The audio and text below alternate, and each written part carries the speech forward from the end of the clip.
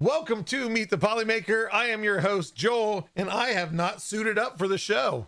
Look at that. I am slacking. I had it on my chair, and now it's all folded up. Welcome, everybody. I gotta get the jacket on, right? It's not the show unless I'm in the suit.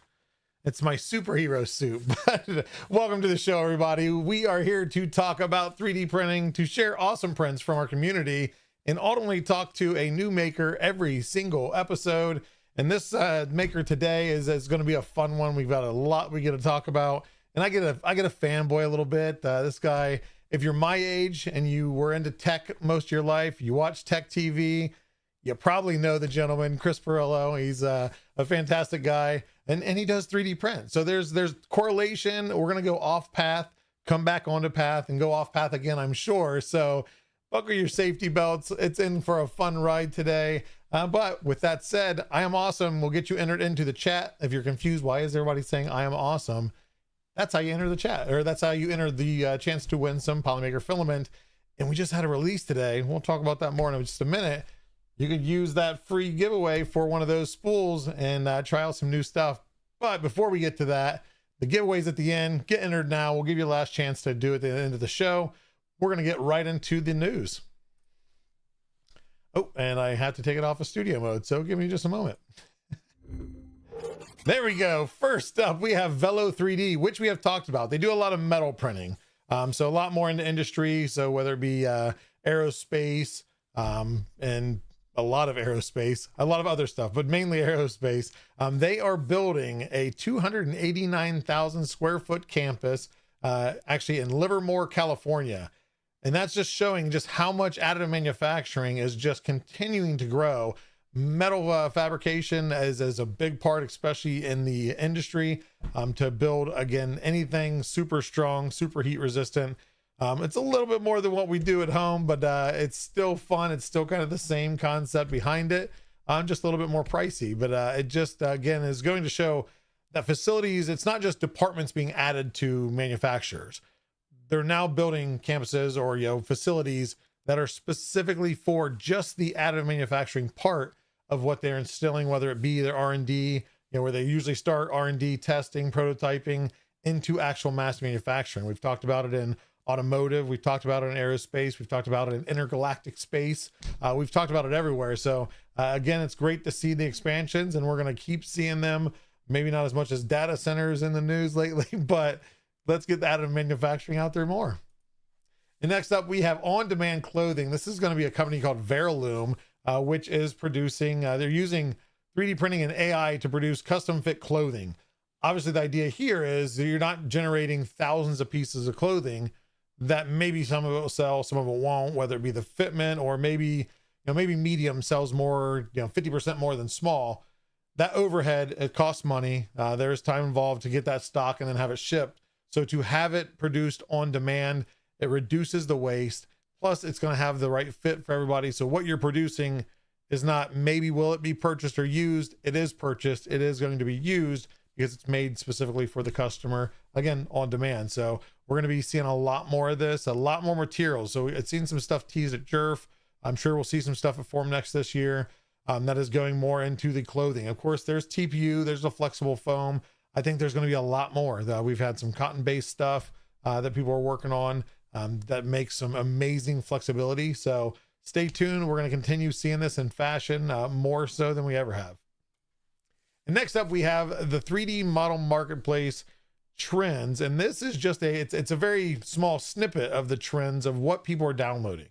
It is very interesting to see, all of us download random stuff, sometimes useful stuff, sometimes dragons, sometimes can koozies, whatever it might be.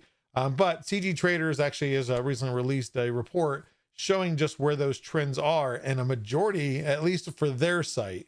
And I know that can kind of narrow it down because some people go to My Mini Factory mostly for miniatures. So obviously you're going to download more miniatures there. CG Trader does do a lot of miniatures, but they do a lot of cosplay stuff too. I think a mix of stuff, but the highest there, if I think you guys can probably see it better than I can, is miniatures. And it's cool to see where the trends are. And I'd love to see an overall report, kind of a combination of printables, Thingiverse, Maker World, all of the online repositories. what are people downloading? Like what, at least just the overall category, what is getting downloaded and how does that trend flow? Is it fluctuating? Does it stay pretty steady on how the growth goes? But maybe we'll see more reports. I'd love to see somebody put the footwork into it and see where everybody's downloads are going. And next up, we have 3D printed contacts. So I don't know, for most of those that are my age, Lens Crafter, that was the big thing of you can go get glasses, you can get your frames, you can get your lenses, even if you were blind as a bat like I used to be, and get the Coke bottle with lenses.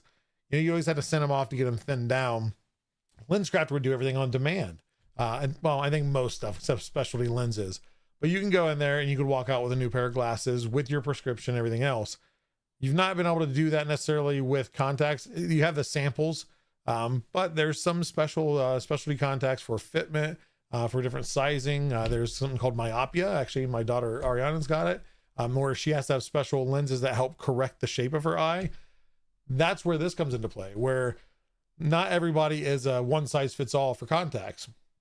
It's worked that way with the disposables and the flexibles, but that's not always the best option for everyone.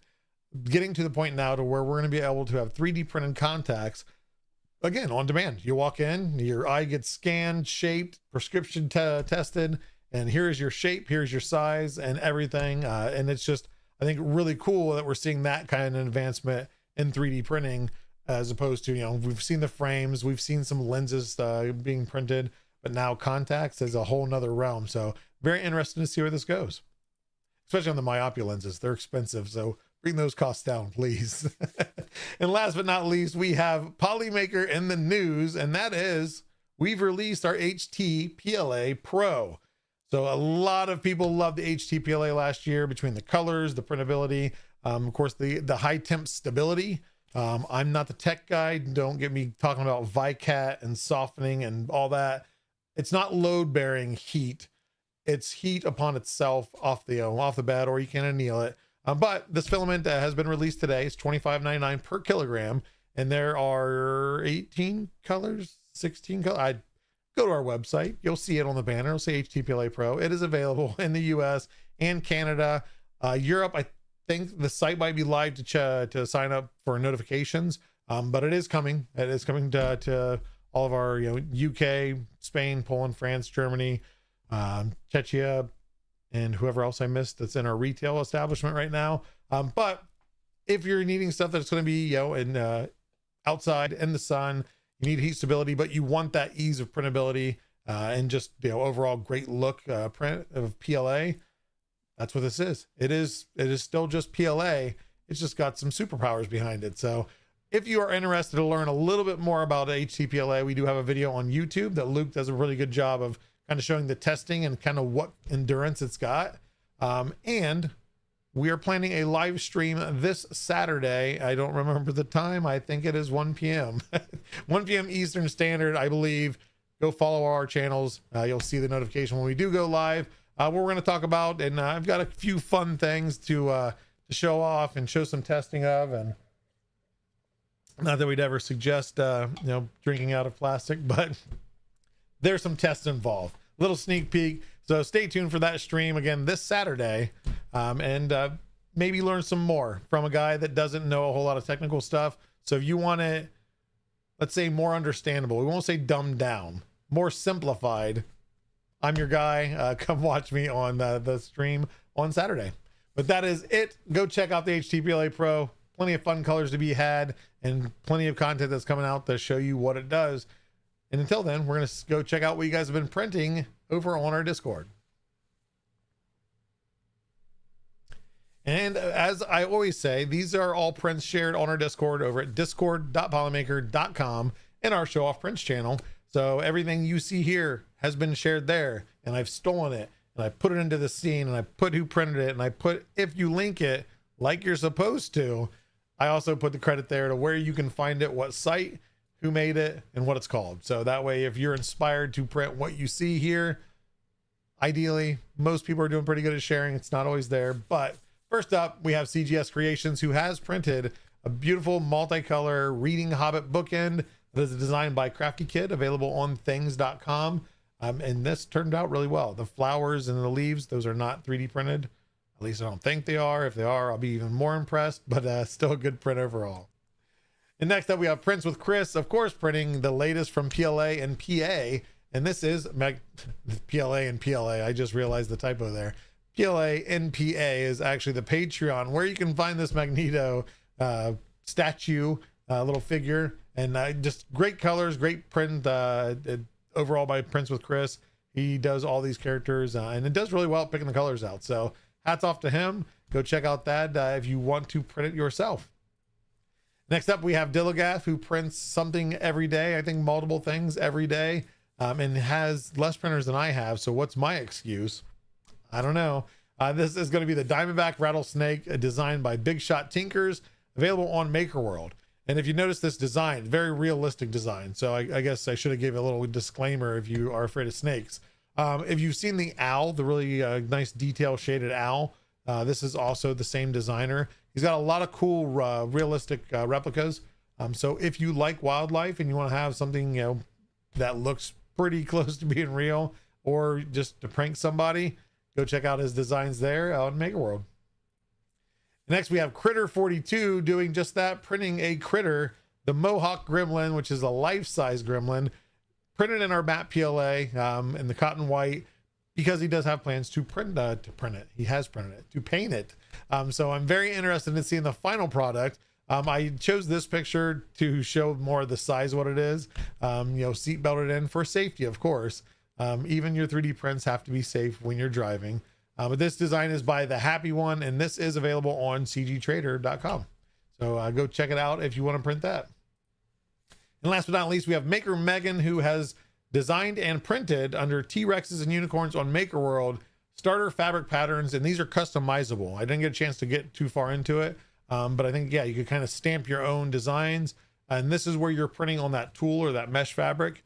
So typically, I think it prints like a first layer, then you put the tool down, then it prints over that, and kind of it merges it. So that way the pieces don't flake off, they don't pull off. They're not just through the mesh, they're actually connecting and melting to the bottom layer of it. So it is sandwiching it in there.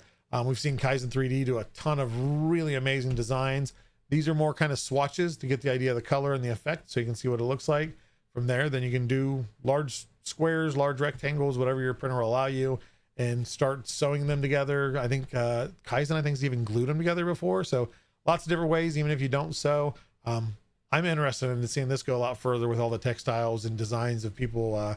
We've seen the octagon vest that a guy wore to the red carpet. A lot of cool things coming. So check it out. Print what you want to print, wear what you want to wear, and then show it off on the Show Off Prints channel over on our Discord.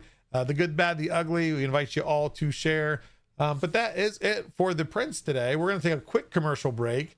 And once we're back, we are going to meet the next maker, Mr. Chris Pirillo himself. So stay tuned. Come on down to Polymaker's Palace of Printing Perfection, where we have everything your 3D printing heart desires. We have PLA, we have ABS, let's not forget ASA, maybe PETG's your material of choice. We got that too. Don't forget nylons for those specific needs. Printing something special for that loved one in your life? We have all the colors to make that print a one of a kind. You want reds? We got them. How about blues? We got those too. And greens? Of course we do. Too many to count. And let's not forget the yellows.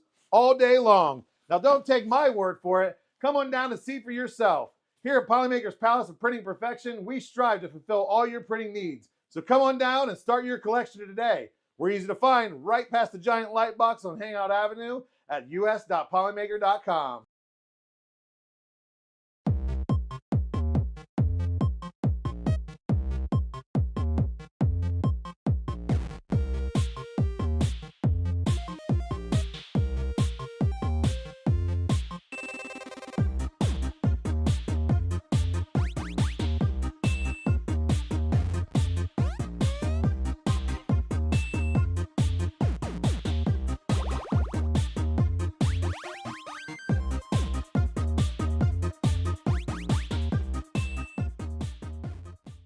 Are you into cosplay and prop making?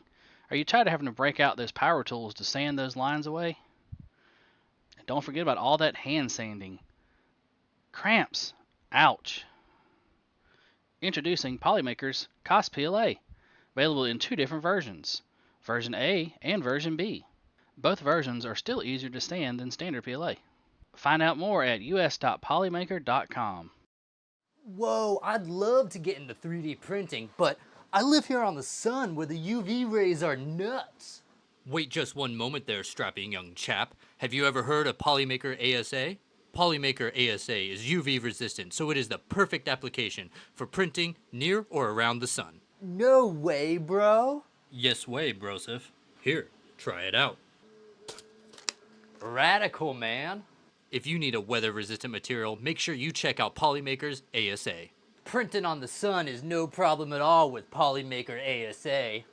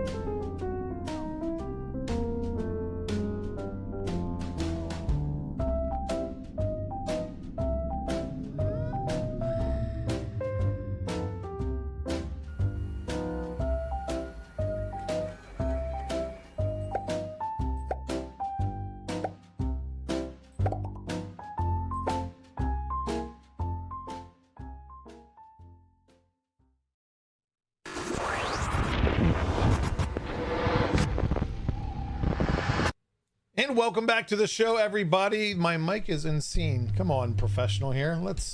There we go. Welcome back, everybody. We are here to do the whole purpose of the show has always been the purpose from the beginning all the way up to episode 124 is to meet somebody that is doing cool things, whether it be making, 3D printing, or whatever. Next guest is no exception. He does many awesome things, which we'll talk about as soon as we meet Mr. Chris Pirillo. Welcome in, Chris. How's it going? It's going well. Don't know what's going on with my hand here, but it'll stop. It's actually just 3D printed and it's on a mechanism, right? Probably what it is. Something like that. As long as it's not a seizure, we're okay. No, we are fine. Well, welcome to the show. Thank you. And I am drinking out of plastic. I don't know if it's okay. Yeah, it's not quite layered like this one, but I'm more fancy, so I gotta wait. Do I have to put the pinky up? Pinky. Yeah, I don't exclusively drink. I've never printed. I have printed like glass-like things or cup-like things, but I've never made them with the express intent to drink out of them. These definitely aren't either. I did it more as a gag. These are for a fun dishwasher test. See, I would use something like this if I was like, truly being a professional. Should out of a Darth Vader helmet. Somebody as yourself, I'm surprised you don't have a Darth Vader helmet that has the cans. I do not. Yeah. I could change that. Someone actually, before I got into 3D printing, made out of fiberglass a Darth Vader helmet to wear, and I could tell he was a smoker, bless him. But because the foam inside, I'm like, things. Yeah, it's like it's there, it's definitely there. But I'm very grateful, and I use it every so often when I'm looking to do a gag. It's very heavy and a little clunky. Oh, solid. And there are bolts sticking out of it, so you got to like wear it very carefully. Put a pillow inside the head. Well, there's foam, but yeah, you need like sometimes an extra layer of padding, but for the most part, so thank you for having me. Hey, no problem. So real quick, of course, I know who you are. A lot of people watching probably know who you are, but let's just pretend they don't. Who are you and what exactly do you do? It's a great question, and if I answer that question, as I said on I had a radio interview earlier this week for a game that I just released that kind of went viral. I said, I still don't know what I want to be when I grow up. So you could ask me that question 20 years ago, and I'd say, oh, I'm the host of a daily live television program on a network that hardly anybody gets called TechTV, and I help anybody that doesn't know anything about technology better understand the computer that's in front of them in a day and age where Windows XP hasn't even been released, but we're excited about it, as opposed to 10 years ago, and that answer would be different. So it's always changing. Yep. And I'm grateful, I would say, for that roller coaster ride. I'm not sure if other people are grateful for the roller coaster ride, because when you do things, people tend to put you in a mental box and keep you there. Yeah. And that's not how people work in general. And of course, over years, that first impression doesn't always mean it's the same person I met 20 years ago. No, not at all. I mean, Lord knows I'm probably more annoying than I ever was. I still hate the sound of my own voice. I'm with you there. I hate the sound. I don't ever watch my voice VODs. too. Okay, good. Let's take a poll. I hate who likes Chris's voice. Because I think it's a very small number. Hey, it's a very recognizable voice, though. And I mean, for those that have watched you for years, like I hear it and I know who it is. Like I can tell you. That's the funny thing. I had when I first started. This was before I got the gig at TechTV. I was doing back in the day. I got my start sending out an email newsletter, finding really cool things online, and then telling people about it. Right? And LockerGnome, right? LockerGnome, exactly. Out of that sprang a conference that ran 10 years, a tech conference known as Gnomedex. I met all sorts of people through the things that I was doing. But I ended up hosting a radio program, like on terrestrial radio station. And I said, but I hate that. I was talking to who was then at that point a mentor. And I said, but I hate my voice. He says, but it's recognizable. I'm like, yeah, I guess you're right. It kind of is. So I learned to live with the squeak. I don't think anybody else did. But when anybody says your voice is annoying, I'm like, get in line. Yeah. You're not the first that told me that. Yeah. Okay. Yeah. So tell me something I don't know. I like that you said terrestrial radio, because I realized again for many times of having children of how old I am.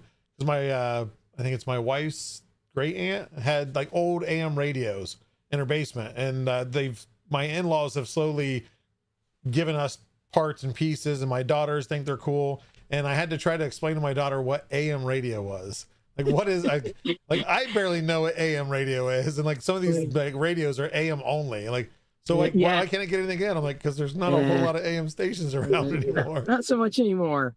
The world has changed. You were at least updated because you were on FM radio, right? Yeah, no, that was AM. Oh, it was AM still, okay. WHO AM 1040 in the Midwest. I mean, we were picking up, I remember doing tech support to farmers driving combines in Illinois live. And it was crazy. I said, hey, you sound like you're driving. No, I'm operating my machinery. It was just the craziest thing. But, I have done a lot, including 3D printing, which is one of the reasons why I would say the only reason why I am here. And I got into that thanks in substantial part to Joel Telling, who I knew before he was the 3D printing nerd. I knew him when he was still working at Adobe. Yeah, I don't even know if he was that. I was actually, and I don't know if I told him this. I was in the same room as him when he was holding on to his daughter, I think at a Comic-Con, and asking Matt Smith, the doctor at the time, about the Weeping Angels. And I'm like, I was in the same room when that happened. And I don't know if we had met each other at that time. It's a small world after all that. I am still 3D printing. I'm not doing as much Twitch streaming, at least in the traditional sense, as I was. But I kind of get my, that outlet through the other project that is still going, MakerDeck. So now with the 3D printing, like you said, Joel Telling kind of introduced you to his stuff. What was your reasoning of starting to 3D print yourself? Was it because you wanted to do figures, or kind of just the technology itself? Because obviously you've always been in tech. Yeah, I've always been in tech, but I'll be honest with you. I have a love-hate relationship with it. And I'm not going to get into this, and very few people know, and Liz is one of those, Liz is one of the very few people who know exactly why I basically... There was a point in my life, right around the time my daughter was born, I couldn't even talk about an iPhone without gagging and getting angry. Like, I was just it wasn't even burnout at that point. I'm like, I thought that the direction of iOS 7 was absolutely monumentally stupid. I thought the notch was an absolute abomination, and Tim Cook should have been booted, at that point. And, long story short, Apple is, totally jumped the shark with software, but that was the canary in the coal mine. And long story short, they might as well have talked about the new version of Mac OS as Mac OS mulligan or capitulation, because it was Tahoe was such a disaster, and it was just like people were like, it's doing that, and I'm like, why are you surprised? Apple doesn't get software, and they haven't for quite some time. They slapped on sloppiness, and it's a catastrophe. It's still a catastrophe. Even the new version of iOS is still an absolute UX catastrophe. They'll throw and it that's out, the right? thing. As long there, people will continue to buy products. I'm like, okay, well, that doesn't mean it's a good product just because it's the most popular. Yeah. I mean, since when? I'm just because it's the most popular. The McDonald's hamburger is probably the most popular hamburger. Does that mean it's the best hamburger in the world? No, it does not. Or I'll take it a step further. Just because one type of beverage at Starbucks is the most popular, does that mean it's the best? No, because sometimes the best is relative. So I've always had my eye on software, technology, trends, etc.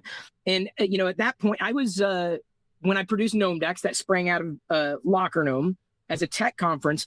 Bree Pettis was on stage in 2007 as for MakerBot talking about 3D printing. Printed, I can't find it. I used to have like my very first 3D print, and it was a G on film, and I thought it was in here somewhere, and I didn't think I moved it, but I must have moved it, but I still had it. And I'm not a hardware guy, I'm more of a software guy. And so 3D printing typically has been mired in complexities and esoteric processes and workflows and dialing in, and I'm just like, it's not interesting to me. I am a DI buyer, not a DIYer, which I'm sure just has everybody reeling. Like, you do not. There's a good like, mix of both you're sides. not a real 3D printer. I'm like, you're probably right, and I don't care. So I've never made any bones about that. I'm not going to pretend that I'm someone that I'm not. So. I was like, I had asked Joel when I was starting to stream again on Twitch. I was still working at Intel at the time, and I said, well, should I, I'm like, has it gotten to the point where it's easy? He was like, yeah, you should try it. So he ended up connecting me with Shane, who was still at Prusa at the time. Yep. And and Shane had asked very kindly, he said, do you want the Mini or do you want I think it was the Mark III at the time? Probably, yeah. And I said, and Mini is fine. Like, I just want to put it on the desk and you see what's going on. And long story short, I'm like, after the first print, and I still, to this day, years later, 3 or 4 years later, I still go, wow, I can't believe I just made this, so that said something. And so it's not technology that excites me. I'm not going to geek out over the specs. I'm going to watch. I'm like, okay, that makes sense because the output, like, is this, something that, like, I don't care how it necessarily happens so long as it does. Like, you can, like, I've spec'd it out and it's got the fastest benchmarks. Yeah, but what's the output like? Like, is it? You're playing Minesweeper, so what's the point? So so I'm very grateful for that. Being a part of the journey, and I think I can't say every single day, but the 3D printer is always going. More often than not, I am printing Star Wars stuff more often than not. That's like, it's everywhere. Because you supplied us with a ton. I've actually, so I'm the keeper of all the event stuff that we take. So all the play action figures. I've got several boxes of those. Yep. I've got your next box right here, including the ATRT Trooper. This is a new print. And these are always great multicolor and just recognizable. Ezra Bridger from Rebels, also from Ahsoka. Just printed this one. A Jetpack Trooper. These are all from Play Action Toys. You can join his Patreon for $5 a month. It's crazy, and he releases like a new figure every month. There's a Finn from we the already Force have Awakens. Hundreds, not including these ones. Yeah. Yeah, you have these. Sorry about it. It's going in and out of focus because it doesn't know who to focus on. Which face? Neil from the not the Acolyte Skeleton Crew.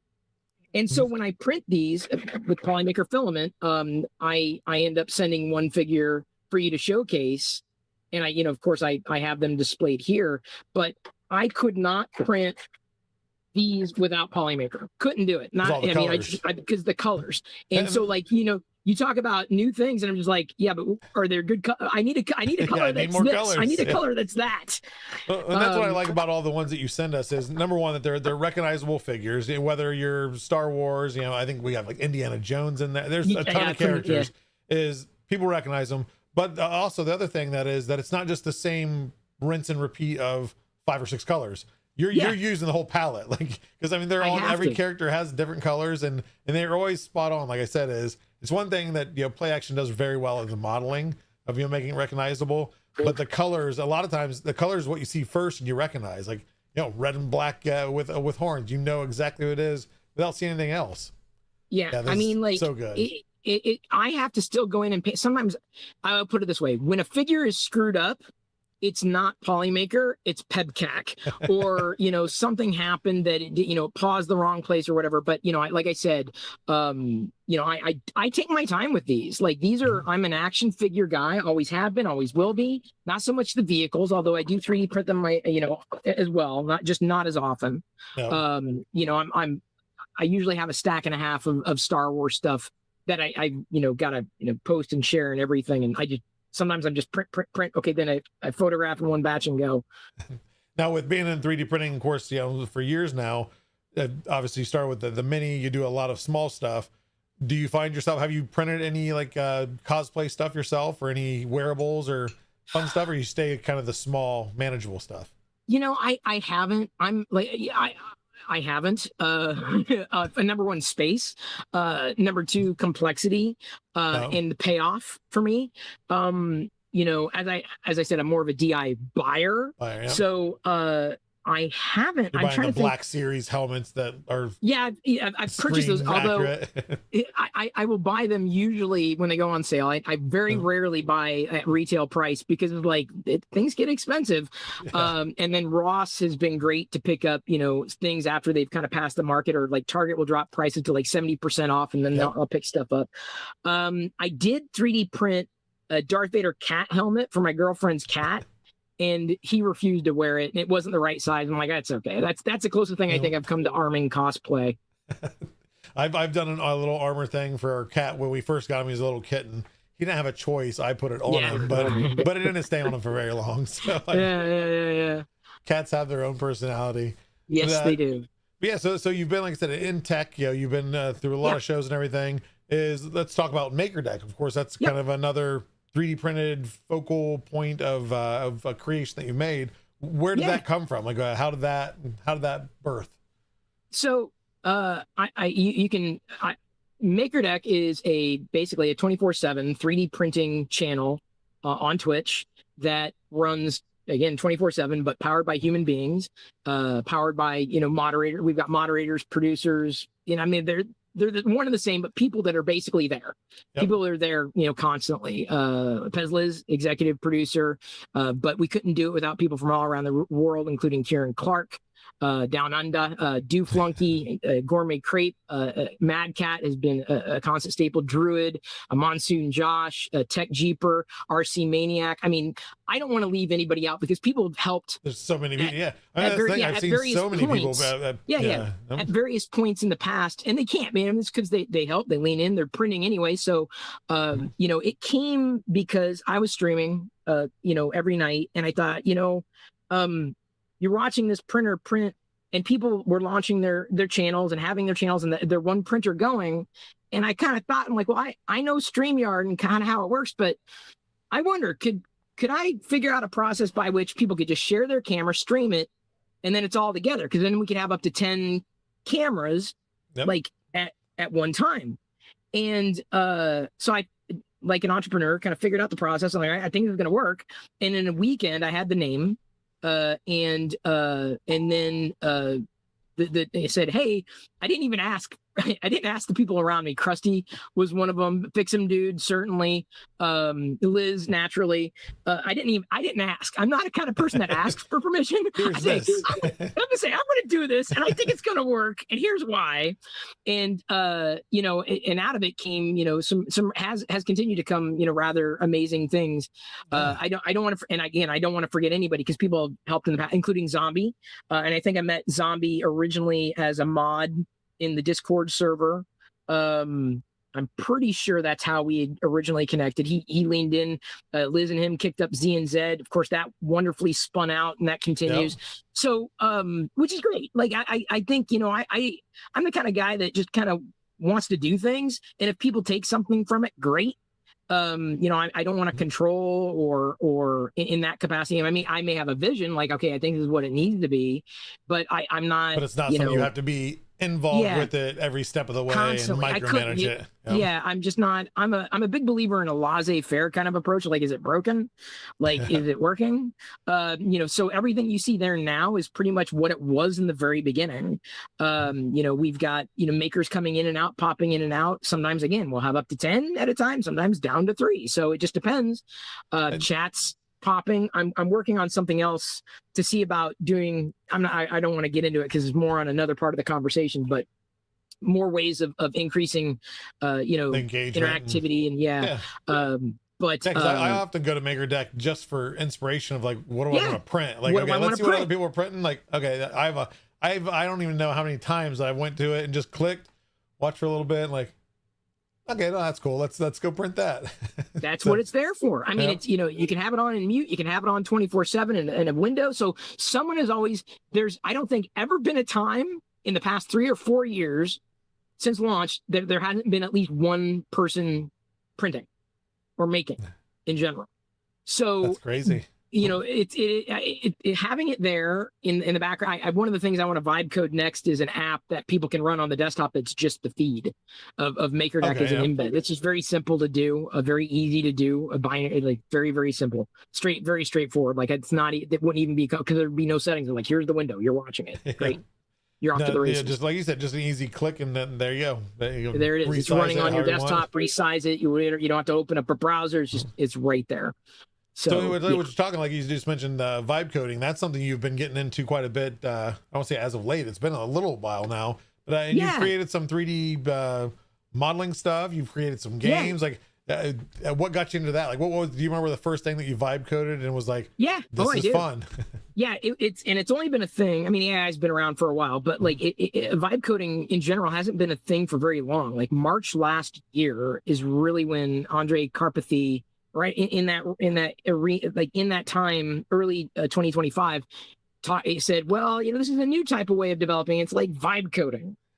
And so then the term took off, and I was watching AI and generating images like a lot of us do. Like, okay, this is interesting, but it's interesting, but I don't know. Here's an image. How far am I going to take it? Yeah. Yep. Neat. Oh, I need to do this. I'll do that. But I saw that now you could then make websites, and so I'm like, well, there were different models at the time. Let's see, Meta, before they acquired I'm forgetting, Manus was the company that Meta acquired. I was pitting Manus against Gemini, against Claude, against ChatGPT. ChatGPT was my primary, and I was like, let's build websites. Let's see which landing page is better. And I'd stream. Which did best with this simple prompt? And, none of them were like blowing me out of the water, but I'm like, I can't believe I can make a website like this. This is crazy. Yep. And then I'd written off Gemini, and then someone said, oh, check it out. They just released the 2.5 Pro preview, or it was a 2.0. I can't remember. And I was like, okay, let's see. And I ran it, and it kicked it up to, I'm like, and then I was just like, dude, this is pretty. And the next morning, I basically vibe coded my first game, which is still available on the website. And I don't know if you've got the screen share up, but yeah. Here, just Collab 2. Let's do this. You got it? Sorry. Almost there we here. go. Okay. I see the icon. This is, if I sort by, just let me know when we're good. Why is it not? Yep. I don't. So anyway, yes. There we go. I got it. I didn't mean to. I was trying to fill in the gaps there. There you go. So the first thing that I vibe coded was just a stupid game, like an 8-bit game, and I couldn't believe that I was doing this. I'm like, oh my god. And so yes, Jabberwocky is still there, but I'm up to 380 apps. Every one of them, every one of them on this page is just a single page HTML file. That's it. There are like no external dependencies apart from, there's just one dependency, I should say. And that is, if I search for it, meeting simulator, where like, if you're at work and like people are walking by and you're just like, I'm going to listen to this dude talk. You just don't want to, you're paying attention to the chat. Like, you can go in here. What did I miss? And then, so you can type it in there, and then someone responds. and then you wait for someone else to talk, It's or just, you're it's talking. real. I'm working right now. People leave me alone. Yeah, I'm working. Okay, yeah. So you look busy, that you're talking with people, and these videos were recorded. Hang on, someone else is talking. So these videos were recorded with Gemini, I think Veo, an early version of it, and then this is the only one that has dependencies. But like, it's funny that some people still use this app. I did it because like, I kind of wonder, it's kind of silly. I wonder how many jobs it saved. I wish you you know could what I'm know, saying? Like, so well, he's obviously busy. Yeah.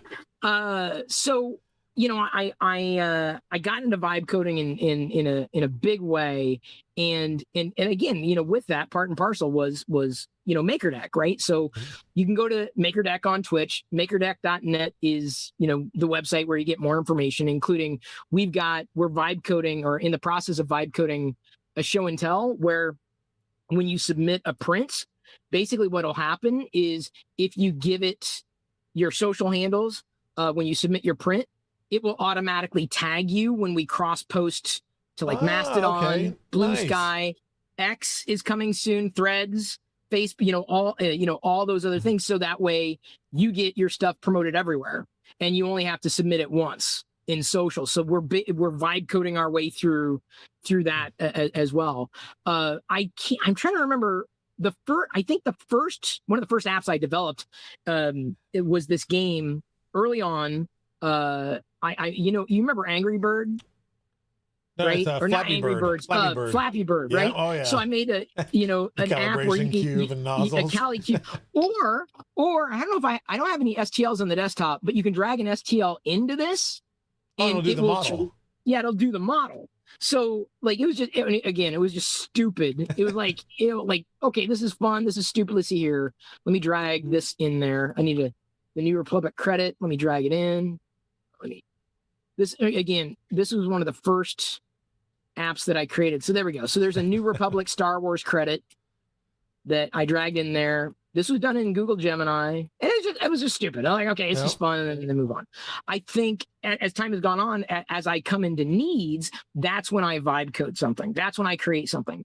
And so some of the ones that I've done, this was another one where you could drag an image in and view it in space with all this Chrome thing. I was like, that's just another way of visualizing it. I thought it was kind of fun. I got a couple things that I gotta do differently here, but I'm going to go into the biggest one. So Maker chips are Maker huge. chips, right? When they became a thing, it was great. I'm like, in K2, like, oh, this is smart.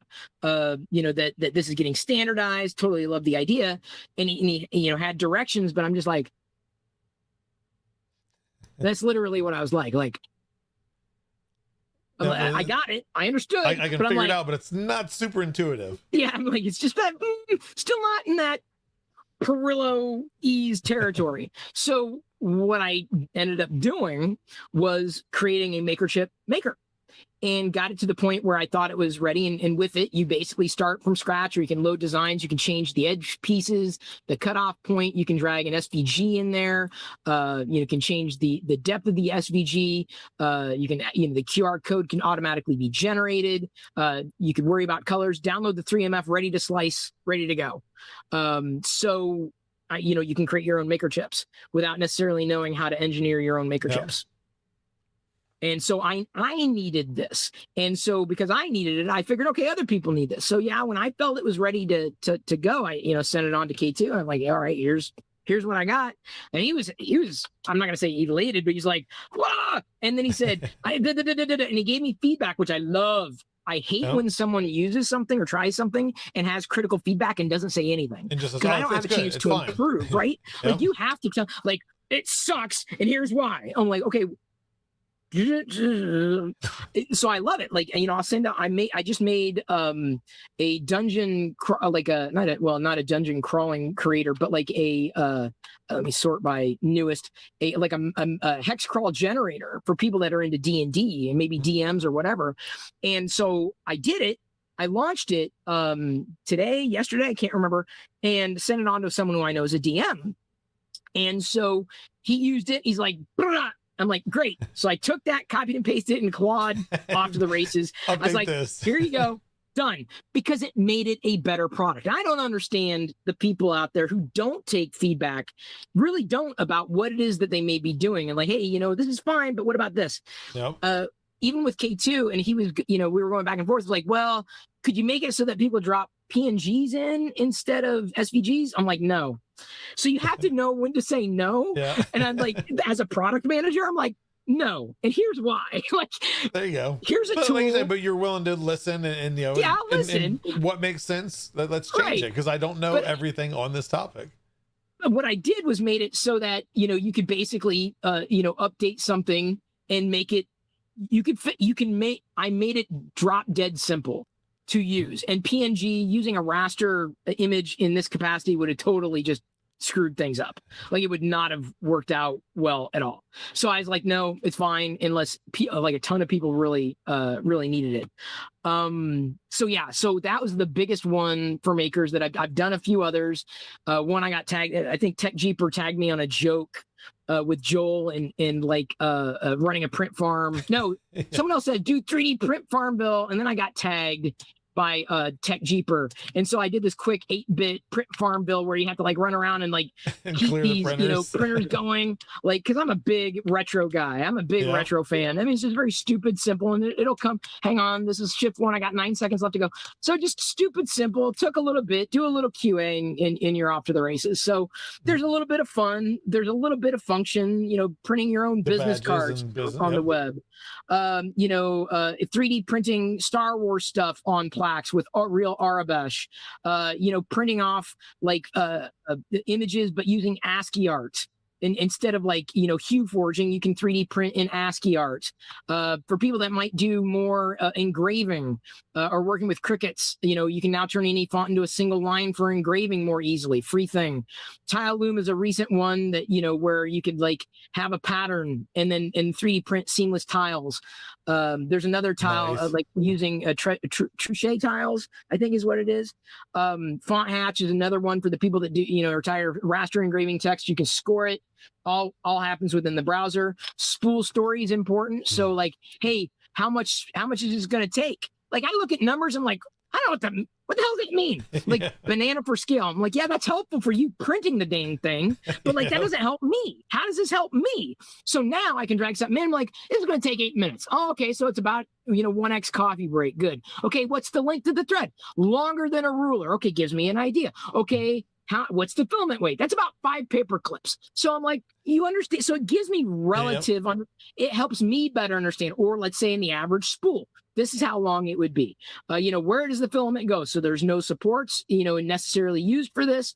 And so again, using and building the app that I might need, and then vicariously other people might, find it useful as well. These are all listed, not just on the MakerDeck website, but again, on the original arcade website. I've got a separate specific makers category because I've made enough of them. One of the biggest utilities that I've done that took off, it went viral pretty darn quickly for good reason. It's called Font Crafter. It's a single page web app. You can create your own handwriting as a font. And then in these apps that I've made, you can put your handwriting font onto an STL. So you don't have to, you could use the slicer, but some of the slicers and how they work with fonts, they're a little clunky and slow. Yeah, how they see the font. I want to see it faster. So I think one of the apps that I done specifically, you could just drag it in there as a font and then it will load and make it like a STL to put in. So it'll help you design that plaque that you're trying to make or whatever you're trying to put that on. A little more straightforward than using a slicer for that, something like that. So, I try to think of, things that I'm going to use, things that are interesting. And some people really find, utility in that. So there's a little bit of fun, there's a little bit of functionality, but it's all just natural language. One of the more recent things that I'm big into skeuomorphism, one of the more recent things I've done is an actual working typewriter. Oops. I screwed that up. I can pull my white out. I can say, I am awesome. I can go in and, I made a mistake. So I can go in and say typo correct and erase that. Oops, I went too far. but I can now erase just that part, just like in typical whiteout fashion. Then it's whited out. If I want to add a new sheet, the one goes out, goes in. So, I take my time with these things. Yep. These is not, people say, oh, vibe coding, you're just making slop. I dare you. Like, dare anybody to call this slop. Like, it's not. Like, if you, anything could be, a 3D print could be slop. Like, if you take your time with something, it could be great. Like, it could be amazing. Yep. So, like, there are things that I did early on that I still look at and go like, wow, that was pretty decent. Like a Windows, like 95, not emulator, but like, it's a legitimate, like, feels like when this is not slop. Like, this is as good as I could do at the time. A Star Wars crawl generator that makes the video that you can export in an animated GIF or, as a video that you can include, anywhere. This a friend of mine actually found it because he asked AI where he could do it, and AI told him me. I was like, why didn't you look at me? Why didn't you pay attention? I'm your friend. Why aren't What's wrong? I like Star Wars. I vibe code. I'm a nerd. But it's funny. It's funny how it works.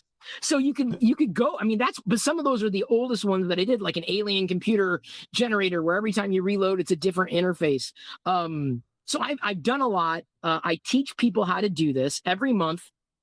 I have an event. The next one coming up in Seattle, free pizza, free beverages. I get sponsors for this. Our main sponsor is Every Banking. They help small businesses or companies with their back office stuff, make it a hell of a lot easier and affordable. Brings in non-technical and technical people. And I love talking to the non-technical people because to show them, hey, you can just talk this into existence. Yep. Yeah, and this is what you can make. And then seeing kids at this experience, like make things like video games, like they're just beside themselves. They can't. That's what I like about the vibe coding thing is there's a lot of people, like all of us have ideas. Yeah. All of us don't have coding skills. All of us don't have the patience to learn it or the ability to learn it. So for me to be able to just say, I can do a brain dump. Hey, this, to me, I know what I want. I try to explain to you, you're gonna be like, that's kind of confusing. Like what? Throw it in. And that's what I did as with our Panchroma tile. It's a Panchroma Rush, our wall game that has been at events. We had some software. It needed some updates and changes and settings and all these visions I had for the software, and we lost the coder that originally did it. So then I know how it all works, luckily for the basic of everything, and I built the hardware for it. So it's like, this is what it is: hex string, serial com, the serial port, com, whatever, find out which one it is. It's named this. I've just told it everything that I knew about the game, and I was amazed because like it ran it. It made an emulated spot first that it could do a mock LED setup when it didn't have a module plugged in. So the first time I plugged in, I actually was at their European office because I did this in 2 days before an event. And I'm like, let's plug it in. Let's see if it works. And it worked. I was like, holy cow. That was the first time I vibe coded something like, this is amazing. Like, dude, okay, it works. Let's add this. And I finally added probably 6 different features that I wanted to it, along with some additional ones because I just could. Because it worked. And I could say, I made a stupid secret mode of if you tap these buttons of this sequence, now the game turns from these little like sci-fi pew sounds that when you hit a tile, the correct tile, it was a fart sound. And I just threw like 8 random fart noises into it. And it was just, and it was hilarious. It was just, like I said, I would never be able to code that. So with, vibe coding, and it's not like I was commercializing, I'm not selling that. That was just, it was something fun to make and it enhanced what we already had. And like I said, yeah, that's why I think the argument, there's always people on both sides of the fence. But if you're doing it like you put all that stuff out there, I'm creating because it's something I want to use, that I want to fix a problem or solve an efficiency thing. Maybe somebody else will use it and you throw it out there and people can just go use it. So it's, I am 100% in support of that kind of I use because you can create so many things. And like I said, how many ideas are out there in somebody's head? They don't have an outlet. They have no way of putting it out there, but this is. You're the perfect use case. I'm not a developer. I'm not an engineer. I'm just a product person. Yep. I'm a geek, a nerd. Sure. I'm not saying every maker out there needs to be vibe coding, but I feel every maker out there like needs to be vibe coding, like especially the non-technical. Like I feel like people stop themselves. And yes, in terms of platforms, and this is a whole nother conversation, but like there's Claude and ChatGPT and all, which one do you go with? Which one do you use? I'm like, you try them all. And ultimately they have their strengths and drawbacks. Yep. You don't have to install anything. About everything I do is on the web.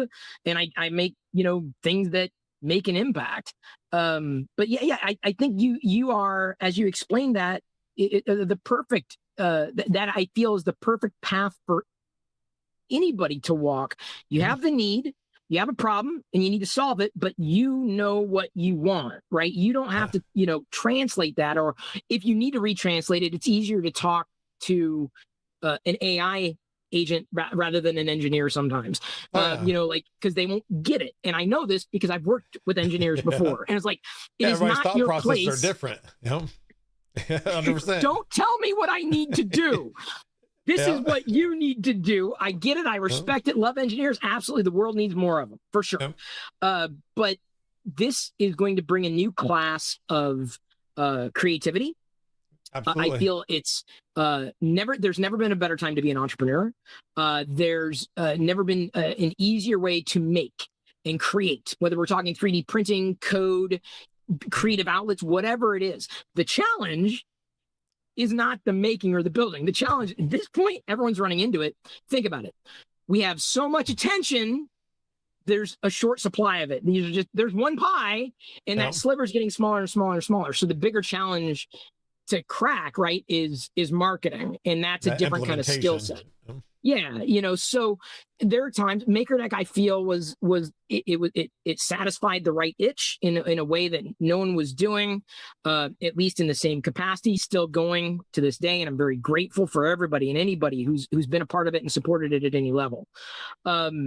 As I said, I put different things out there. Certain ones definitely take off. Most of them don't. Search traffic, is always search traffic. Some of them are very niche, but just it's funny that we scheduled it for now, because a few days ago, last week, there was a raccoon that went viral here in Seattle, the Ballard neighborhood, Jimothy. We were just talking about that in our Discord chat, I think last night. So I was like, what's Jimothy? Like, you don't know Jimothy? Yeah, what's a Jimothy? So immediately, I'm looking at artists posting things. I'm like, this just hit like mid last week. It went viral mid last week. And I thought, Friday came around. I'm like, I kind of want to build a Jimothy thing. What can I build? What if I did a Jimothy tracker where people could upload and all that? And I went through the building. I'm like, this is I'd be counting on other people to do it. And it's not exactly different. And then on social media, specifically Threads, and Threads is so much a better network for a lot of this stuff. And I'm on every platform naturally, but a lot of pushback saying, leave Jimothy alone, don't encourage this. I was like, it was replying to a colleague of mine. I'm like, okay, maybe I need to back off, but I really want to do something. And then I thought, Jimothy is this almost like a folk legend at this point. Like we are imbuing right this creature, this critter with all these personality traits. And I'm like, back in the 80s, 90s, right? This is the kind of thing that might have been like a game, like a launch with a big title with a big movie or something. I'm like, I started thinking like, I love 8-bit, love retro and chiptunes and a whole thing. And I thought, well, what if I did like a Nintendo game, but I just want to do it like a regular game. Like, what if there were different stages? Like, oh my God. So in my head on Saturday, it must have been Saturday. I thought, I can do this. I think I can do this. So went to Claude, used Fable 5, gave it the once over. And I would say initially it had the framework done. And then for 90% of the work that you do with polish, sorry, I don't mean to interrupt, Joel. No, you're good. The 90% of the work you do happens like, hang on, what is it? The hardest part, 90% of the job takes 10% of the time. So like, as in the job to be done. So like that last 10% to making it a product takes 90% of your time. I said that, I could have said that better. So a lot of it was refinement, and I'm continuing to refine it. But I did this by Sunday, had it launched. So days after this thing's gone viral, blanketing my feeds. Like you can't, jump into a feed without seeing Jimothy. Posted this, and it took hold. And so this ended up getting covered. It went viral. It ended up getting covered. This is an end screen there. The pixel art Jimothy. GeekWire ended up covering it. Gets his own video game. So I ended up getting covered and reshared, and had a couple people post on their social media playing the game. If you play it on mobile, it has the NES controller built in. Okay, It also works with the game controller. So it worked. I mean, but it went viral, and it will continue to get attention. So I'm already planning. Well, let's see here. what can I do next? Well, I want to refine the sprites. So I'm going to hire a pixel artist to refine the Jimothy sprite and then work on different Jimothy apps, have them linked on the same page that people are already paying attention to. And then another person approached me on social when he saw that I was doing this Jimothy game. It's like, dude, could you would you be interested in doing it on, let's see here, it should be, there we go. Would you be interested in doing it here and hosting it here? And the reason why is because Wavedash, what they do is they build in things like leaderboards and cloud saves and leaderboards, cloud saves, achievements, and all these things that I don't have the time or the inclination to do, and they've got the frameworks for it. Yep. So it is now, it's got all these beefier things elsewhere. So I didn't know that was going to come of it less than a week ago, simply by trying something, simply by putting it out there, and seeing what was going to happen. And then just kind of as an entrepreneur, pulling that thread.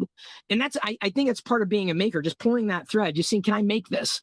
What's going to happen? And so when I hear the word maker, it's not just in the physicality, it's also this virtual, stuff, whether it's, a video game, making a Lego set or whatever, it's just making in general. So yeah, it's interesting that we're talking today because again, this is just a free. I've seen 3D printed clickers. I think Joel Telling actually just recently shared a SLS metal printed keychain. Oh, nice. I think on Twitter, just I think earlier today. But Jimmy, and that's what I like is like I said, is with the AI, and I said this about 3D printing becoming more accessible is kind of the same aspect. Is the more accessible it is, the more you enable people to do things, the more it brings in, of course, the more minds it brings in, the more creativity, the different thought processes, the different perspectives, is it creates so many more things of whether it be a new type of modeling or a full spectrum, a new way of printing, before that, HueForge. And they, of course, now with the AI and the vibe coding and the website creating, the whether it's a program or a web app or whatever it might be, is there's so many ideas out there that we would never have seen the light of day. They're going to stay in there because I don't know how to put it out there. And I don't have the time, I don't have the effort, whatever it might be. And now there's so much easier way to just have that brain dump. And I think that's amazing because it helps so many aspects of life. And I will tell you, Joel, I'm putting this out there. Anybody listening at any point, and you pass it forward, pass it on. If you need help, you got a stupid question, ask, drop me a line, DM, Discord, whatever, drop me a line. I had someone in the maker community that has a recognizable name who just did that today, and he's asking questions about something that I have no idea. I'm like, I don't know what you're talking about, but I think I know, and I'm going to be iterating something to pass on to him to see if hey, is this enough of a foundation to get you off to the races? Because he's never done anything in that realm, but he's definitely a maker and he's definitely engineering minded.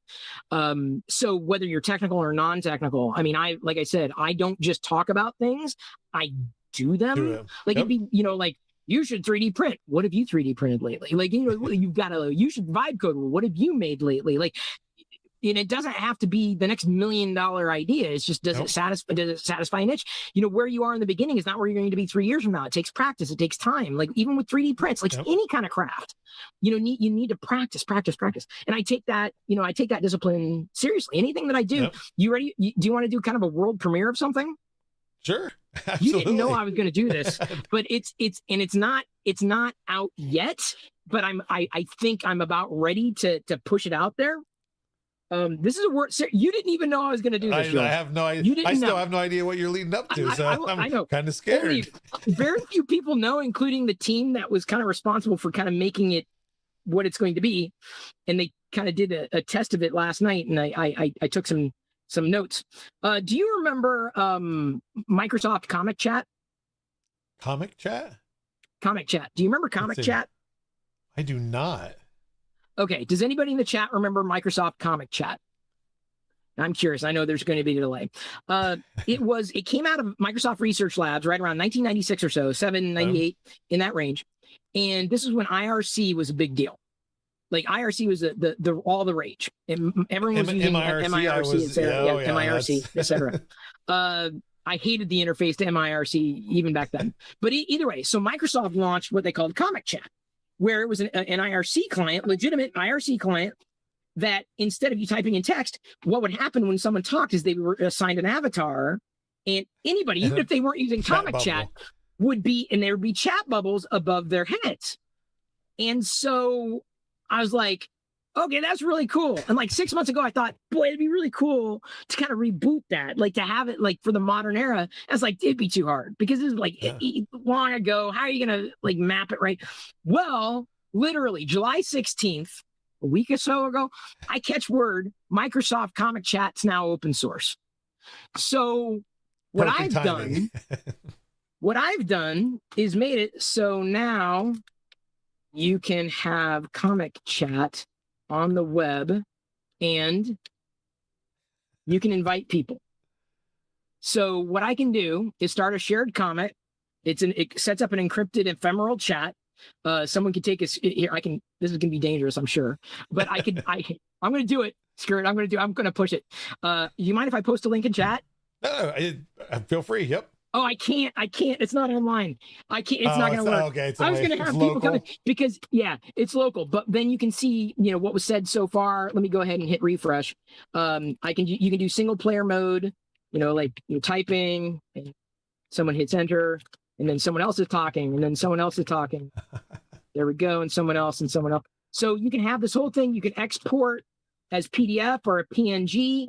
These are ephemeral chat rooms. You can change all sorts of settings like your accent color. How have I never like heard of framing. Microsoft Comic Chat? You can constrain, so I'm adding, even down to the backgrounds, like you can like randomize the backgrounds. You can use the classic Comic Chat backgrounds. These raster images were converted to vector.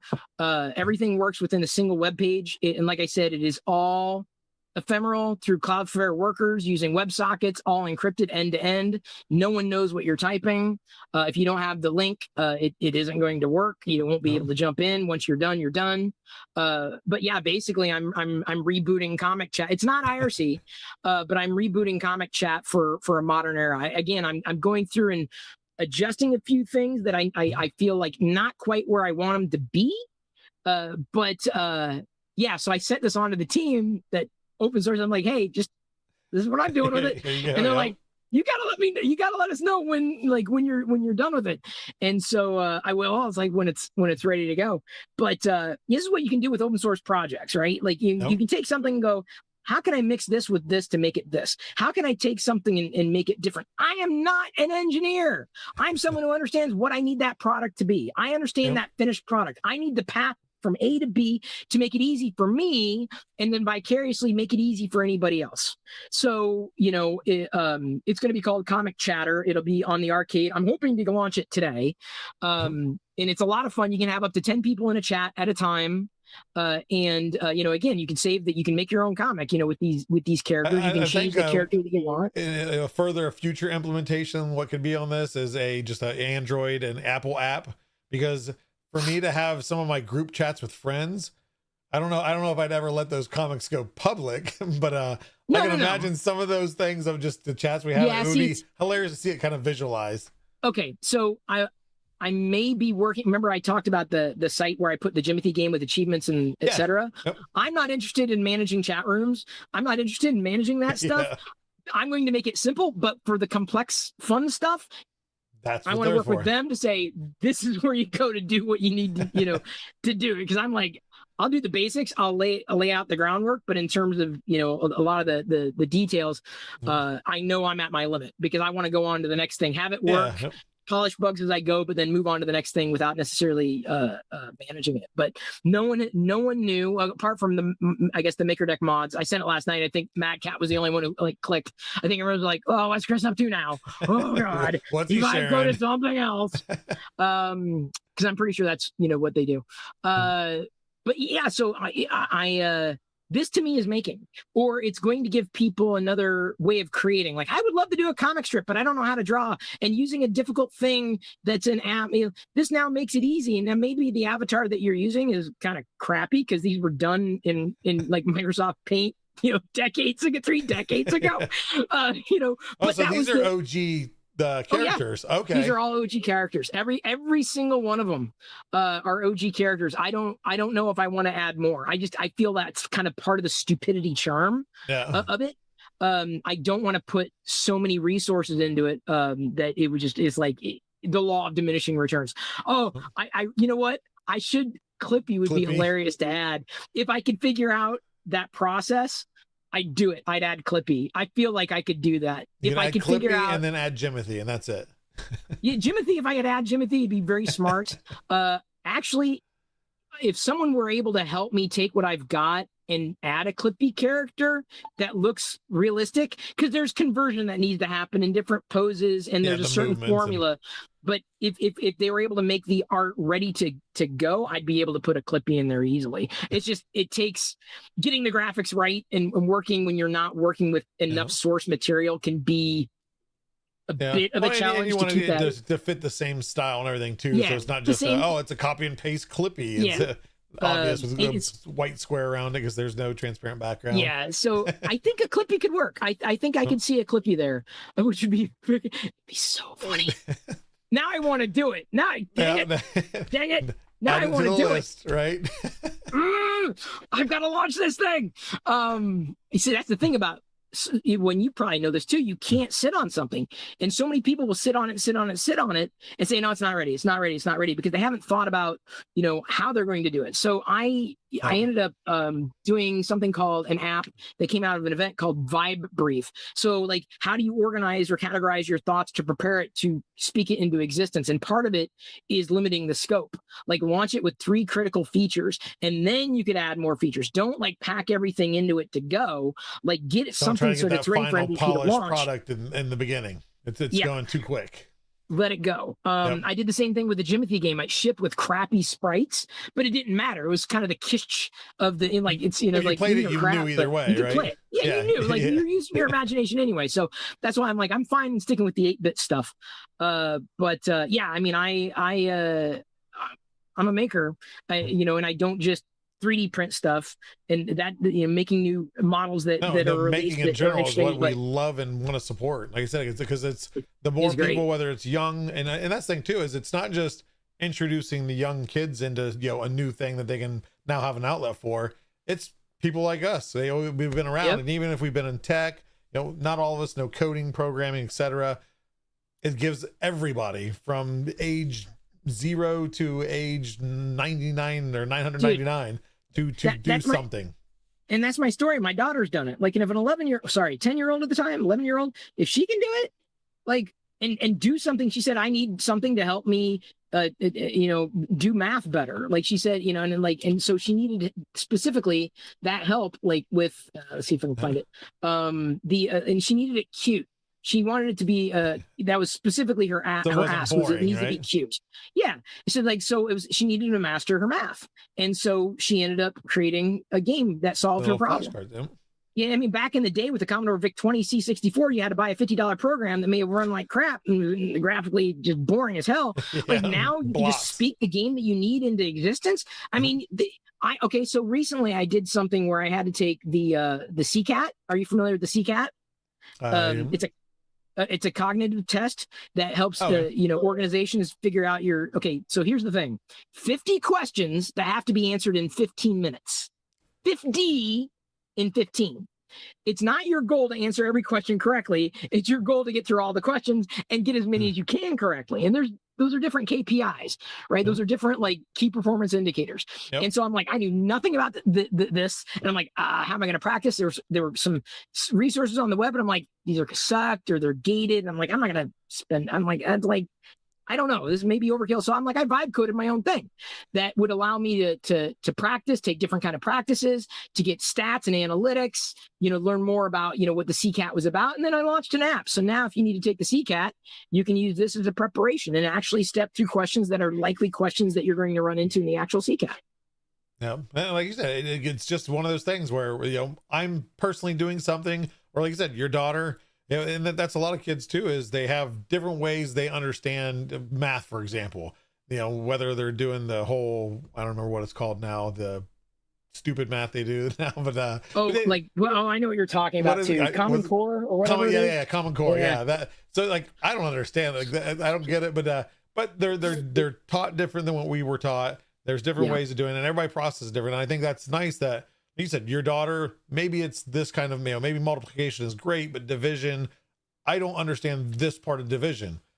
Okay, boom, I can get an app, or I can go to that and say, help me out here. Yep. And make it a Done. teaching tool. So no, it's great. I think there's so many awesome things out there, and Yeah, and it's just the beginning. that's the thing, you know, Joel, I think, and I see 3D printers showing up in schools, and of course they're in libraries, and it's great. Yep. And as long as there's someone there that's able to tend to them and manage them and keep them, you know, well, you know, Usable, managed, right? Yeah, you know, like not falling apart and setting on fire.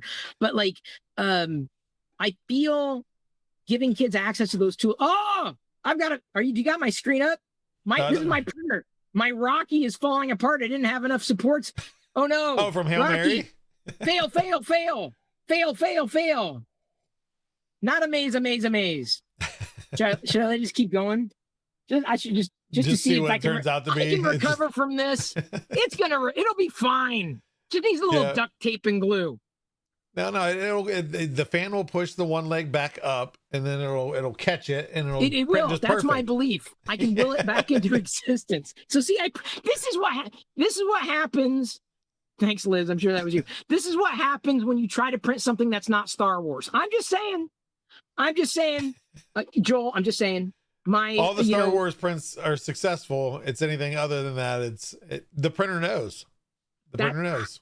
I truly believe that. You know, my HTPLA Pro Jar Jar Binks turned out just fine. Everybody's favorite Star Wars character, Jar Jar Binks. I'm telling you. It's actually because I'm getting new air conditioning and currently I don't have it upstairs. And one of the people who came over to the Star Wars stuff, I just love that Jar Jar Binks guy. So I'm like, okay, I need something that he can print out and put on his dash. Yep. I needed something that could withstand temperature, right? So perfect. Timing was impeccable. Yeah.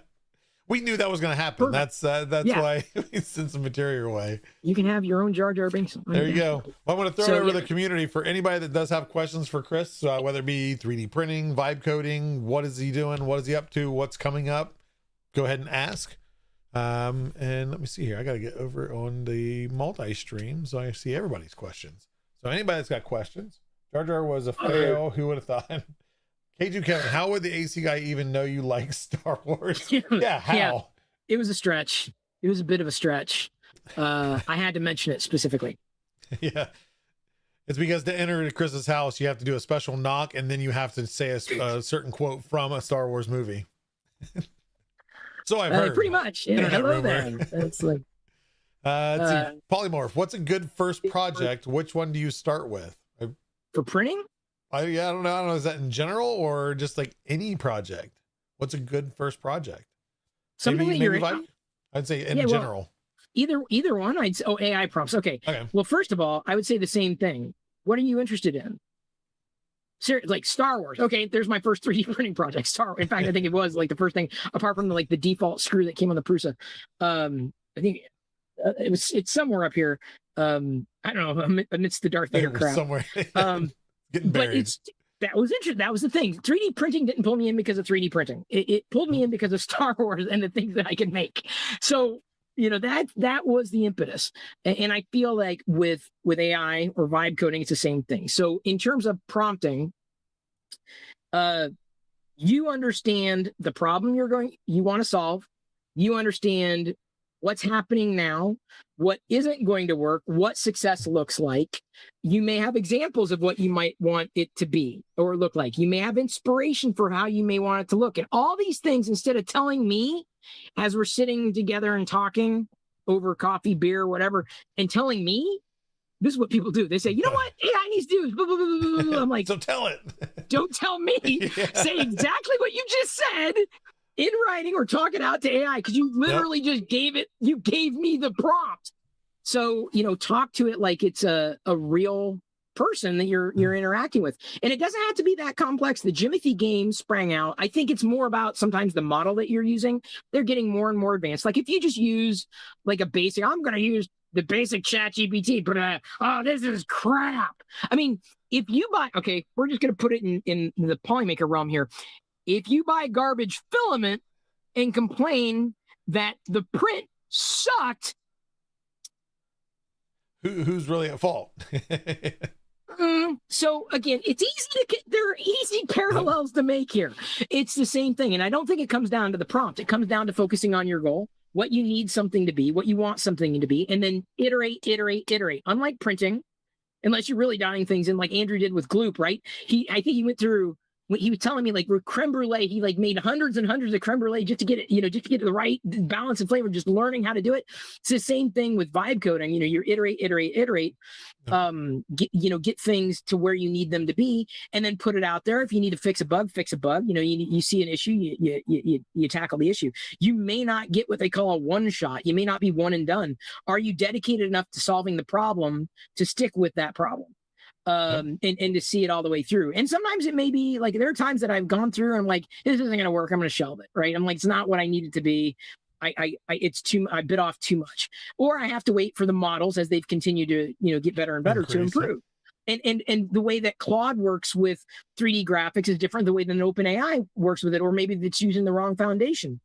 Maybe it's using 3JS when like Box 3D may work better. And you don't have to know these terms, but like there's even models like an open source model out of China, open weighted model, Kimi, that apparently is really good with 3D games. And I'm like, oh, that's, so now I know. I'm like, okay, if I really want to do that, then I'm going to need to use that. Here's another thing that I haven't talked about or released, but like this is something that I vibe coded in ChatGPT. You're a UFO, and you've got to abduct people to get and then they power your lasers to destroy the buildings. And I don't know if you can hear the sound. My microphone may be muting it out, but there's a theremin. There's a theremin playing like a 50 sci-fi kind of thing. You got to avoid the missiles. So I'm not releasing this yet, but like that's sorry, I've got it on that page. But certain models are going to work better for other things. So I knew that if I wanted to do this, I felt like OpenAI or ChatGPT was a better place to start than Claude, because it tends to boil the ocean first at this point, as in, well, I'm going to do everything. And then you have to dial it back. Like, no, dude, that's way too much. And Claude is the opposite. Claude is like, I'm going to barely do what you need to do. And it will just work. So like, I'll wait for more and more and more input. Yeah. So like sometimes it kind of depends on like, what model am I using? Is it going to burn more what they call tokens? So and it's the same thing with printing. Like, which filament am I going to use? How, what the layer height? It's the same thing. Same thing. Yep. I like what you said too, is for a lot of people that whether you've used AI a little bit or even not at all, is just talk to it, dump, like I said, do a brain dump. Like when I put everything out for that game, there was no, okay, well, first I need this, and then I didn't have to explain it in plain English. If you read my first prompt, anybody outside of knowing that game are going to be like, what the heck are you trying to explain? Like, what? And then, but it realized it, recognized it. And like I said, yeah, I think it's just talk to it like, explain to it exactly what you want. And then from there, you fine tune it. It's funny. Mad Cat mentioned Meshi AI. I do want to say this because this is, I feel a fork in the road, or there's certainly diametrically opposed view, like no AI or AI all the way. And I think the answer is in between. Yep. I'm going to first recommend a documentary. It's on Peacock right now. You may find another way of getting it, but sorry if you heard my phone go off. It's called The AI Doc, or How I Became an Apocalyptimist. And it is basically there we go, out of the Center for Humane Technologists. It was a really well done documentary. But I will say this about 3D printing and AI. If you're going to use AI to make a model, fine. If you're going to release a model made with AI, fine.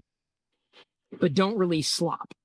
Because as much as you could use a 3D printer to generate garbage, you can also create amazing things with a 3D printer. It's the same thing with AI. So like, by all means, use AI, but don't produce a model that is absolute trash. Just don't. Like, you're wasting everybody's time. Don't make it just to make it and then throw it out there. Yeah, like just because I've printed some things that were definitely done with AI, but I'm like, this is really well done. Like, I really like how this is really cool. Like the mashup that someone's done, where like how it just came out. I'm like, this is really a spectacular thing.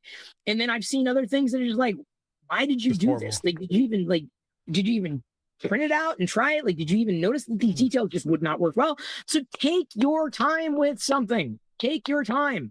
I don't mind you iterating in private. Like, I don't mind you testing it, but like, by all means, if you're going to, so that's my line. Pride. I don't mind. Yeah. It's just, you've got to, some people have no taste. I'll say that. Some people have absolutely no taste. I mean, I've seen people do things like they're happy as a pig in mud, but like I look at it, I'm like, good start. Keep going. Keep going. You're not there. It's a good first step. But let's just keep it, or let's keep going. Good job. But and I'm happy, to see people at least trying, as long as they don't just dump it do out it there. and then drop it, right? Like because they try to move on. Like it's not that doesn't help anybody. Like especially if you're contributing back, it doesn't help anybody. And I would say that. And by the way, you got rated by Karen. Oh, thanks, Karen. Ciao. Thank you, Karen. Sorry, I just noticed that. That's good because I'm on multi-stream chat and the Streamlabs app, and I don't see the raids. She brought all her ducks. She got them all in a row. All the ducks are in a row. They better stay in a row. Keep them let them right here. So yeah, I feel like if you're going to contribute back to the community, and I honestly think that there are organizations that feel the same way. They're tired of people, just depositing slop code that just ends up wasting everybody's time. Like, just by all means, use it. Yeah, there's a difference between, oh God, what was it? Oh, can tribute or contribute, right? You can tribute, right? You can doesn't mean you should. So like know the difference between the two. And I feel like that's the best path forward, because you can't, people that just stop AI, even Linus Torvalds is basically saying with Linux is like, get over it. He's saying vibe coding is fine, get over it. But there's a difference between can tribute, and I can't take credit for this. This is Dries Bayert from the Drupal Foundation. It said this at a recent DrupalCon. There's a big difference, and I think that's the line with 3D printing and AI driven anything. Like just have taste, know what you're doing. I can't read code, so I'm not going to, create something that says sign up for this and sign up for that if I haven't done a security audit and know exactly what the hell I'm doing. That's why none of my stuff you sign up for. It's all just run it in your browser. You're on your own, right? Yep. Or I triple check: is any of this going to be a problem? Whatever. So I know my limitations. I'm not going to put myself, out there insofar as that's going to cause problems for other people. Absolutely. So yeah, I mean, and I feel that was an important part, if you will, to kind of close the gap between what we were talking about with AI and vibe coding AI in general, and the 3D printing or the greater 3D printing community, because it's certainly a hot topic that I feel warrants conversation. Oh, absolutely. Like I say, there's so many people on both sides, and I've always been the type that kind of puts myself in both sides, and I see it from both sides. And I agree what you said earlier too, though, is. I don't think it's a replacement. I don't think it should be completely not, used at all. It is an enhancement. Use it as an enhancement, as a tool. Yep. And that's that. And like you said, then at that point, whatever you're producing, if it's for yourself, then it's dump whatever you want to dump. I mean, if you're not sharing it, then who cares? If you are going to share something, like you said, just have pride in it. And it doesn't have to be the most polished AAA title game app, whatever. If it works and it does, and it solves the problem you were, like I said, that you were trying to solve, and you feel it could be helpful to somebody else, yeah, share away. Just don't throw. I made 800 apps, and you can pay me $10 to have access. No. Yeah. I know. I'm the kind of, and I got a daughter. She's about to be 12. I'm about to be 53. And I'm in, for whatever it's worth. Anybody in Seattle or whatever, drop me a line. Love to further connect. Certainly, we have shared interests. But the idea that schools are not incorporating these things, whether it's 3D printing, because I feel that technology. Let me put it this way. Okay, let me finish my thought first. I think like the Windows Start menu, sometimes it goes up, but it'll eventually come back. Yeah. Or the old Start menu, the way it used to work. The old one, yeah. Stack. I'm cascaded out in another folder right now. So some schools are saying don't use AI. I'm like, that's not preparing our kids for the future, because they're going to avoid AI and then get out to the workforce, and the companies are going, we can't hire you. You don't know how to use these tools. Because they're not going to, unless it's a company like, no, we believe in fine craftsmanship and this, and no, we can't. It's not going to. I just don't think that's going to happen, because it's an arms race, if you will. It's a new kinds of arms race, like between countries. And as a tool too, it increases efficiency, so that there's no reason that 99.9% of companies will take it at some point, to some chunk. Yeah, I think there are certain things that AI is getting blamed for, but that's a different kind of discussion. But not teaching my daughter how to use these tools, I feel it does her a bigger disservice than taking a hard stance and saying no. And I want to be able to teach her, hey, you can still be creative and have another creative outlet.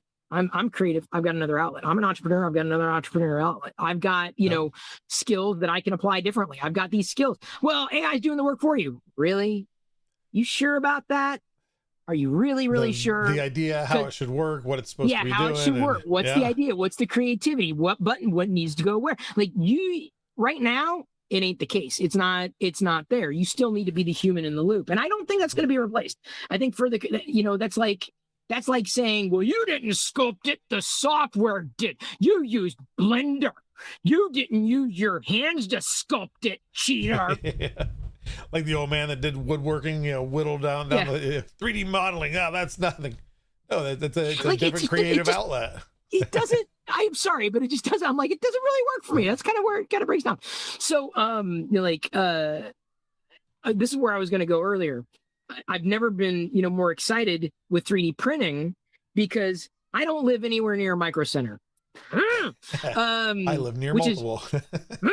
Now I'm more jealous. So we didn't have any, options for 3D printing, but now there are 4 different locations that have got equipment and stuff for 3D printing that are carrying, like Target, Best Buy. Yeah. I think you're online with Best Buy, yeah? But yeah, we're still we have Polydrive and some of our SKUs. Yep. And then Michael's, as you said, and Hobby Lobby. So like almost overnight, there are options for makers in not a big town, not a big city, but big enough.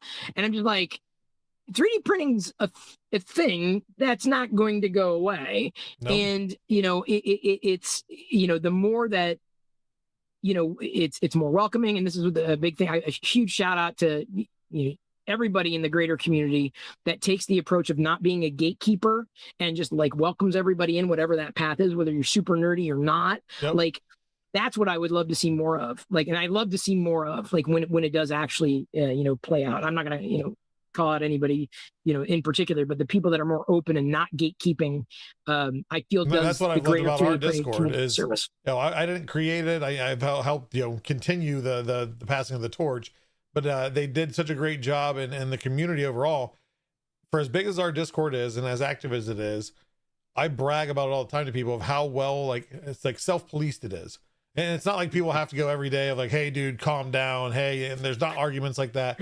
It's somebody has a question. It's not, why don't you Google that? Why don't you use the search function? It's, oh, hey, have you tried this? Hey, do this. Hey, I've done this before and it worked for me. It might work for you. Try that. It is the most welcoming, helpful community. I mean, we have people, we do our hangout a lot that we just get in there and we're on video or we're just on voice chat and people come in, ask a question. 9 times out of 10, one of us has had that problem, has the fix for them. We fix it right then and there as free tech support. And it's like you said, as we need more of that throughout the world, not just the internet. It's nice to have a place to go and say, hey, welcome. I made a stupid mistake. I did this.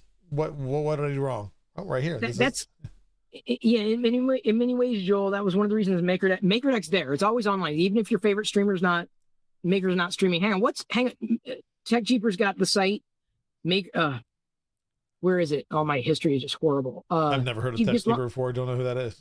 Tech Jeeper, wonderful guy, very active. Yeah, I was like, okay, never mind. I'm like, wait, hang on, you must know. I'm like, this is just stupid. Like, what was the name of it? What's the name of it? Sorry, but he's got like he vibe coded a place where you can find out who the next maker's streaming. There we go. Makers on stream. Makers on, yeah. So the beautiful thing about that is you can find out like who's streaming next, where are they streaming? Like it's a community oriented feel beyond Twitch. This is where they're streaming. This is their schedule. In many ways, what we did with MakerDeck, like right up front was like, okay, this is a 24/7, like a 10 forward or a cantina, if you will, hanging out when your favorite streamer may not be doing something. Like who's 3D printing? Where are they 3D printing? Well, chat may be active. Someone's making something. So yeah, making things more accessible, Discord and beyond, I think is, I love seeing when that happens. It just because 3D printing is not going to go away anytime soon. Nope. I missed some of the questions because my chat scrolled up. Sorry. I think Karen asked something about what do you feel about people that like candy corn? I don't know what the question is. No, you don't want to know because I hate candy corn. So I'm with you on that one. I'm not a circus peanut guy. And I'm not a candy corn guy. That's even worse. Yep. I don't like either one of those. I did a candy corn, like a crush game, like a whack-a-mole, whack a candy corn real quick. Like I hate it so much. Like I'm just trying to whack them out of existence. There you go. Yep. Just stupid things. It's one of those things. Why not? Right? Yeah, because no one told me I couldn't. Like, and even if they did, I'm like, no, I'm going to do it.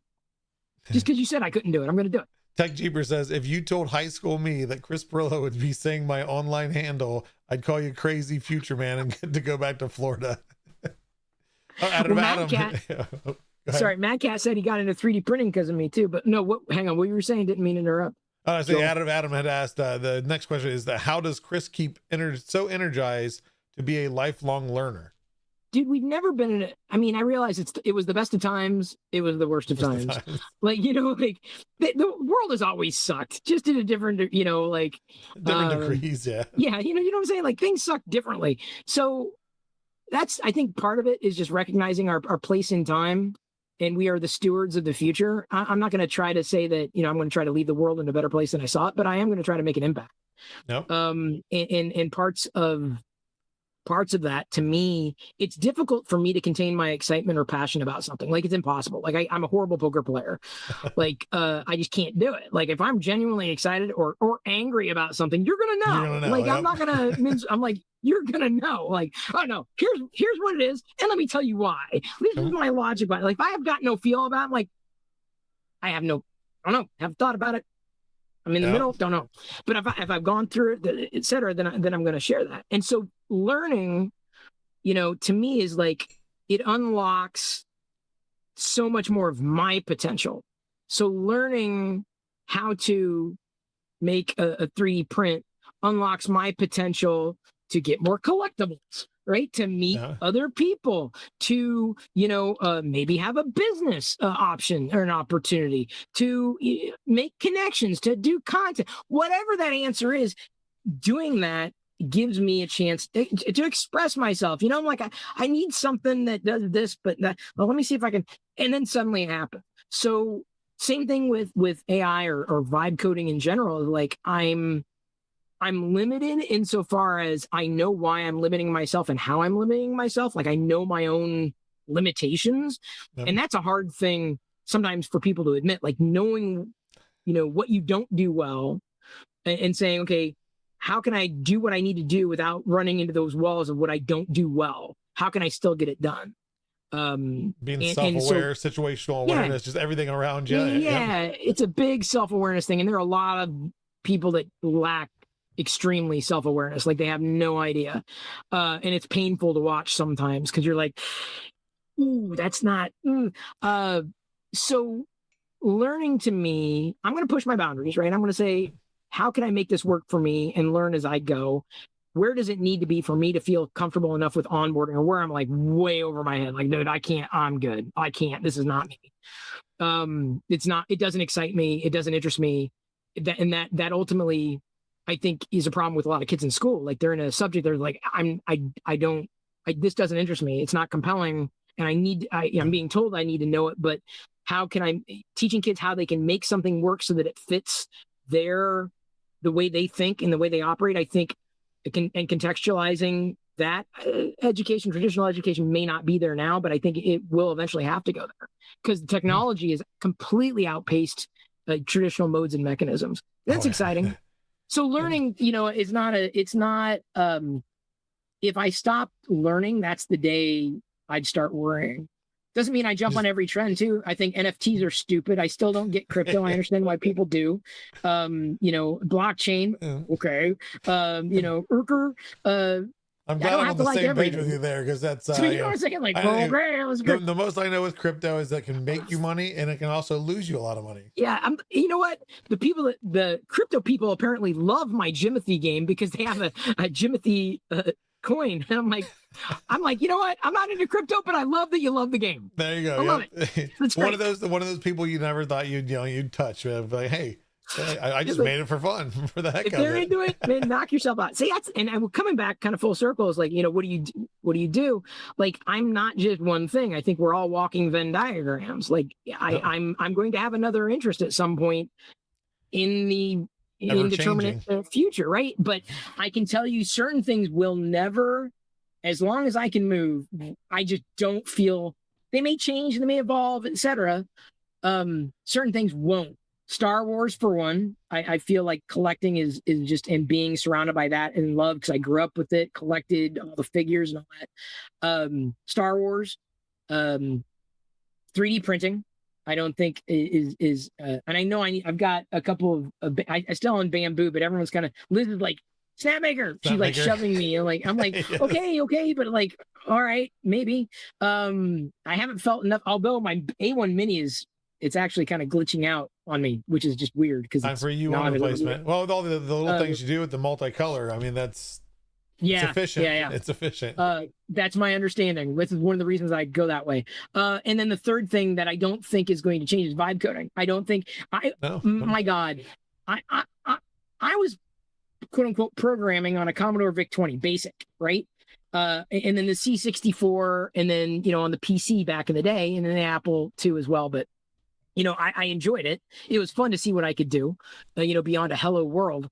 But to use natural language to bake out a full-fledged product is just, how could you not be excited by that, Joel? How?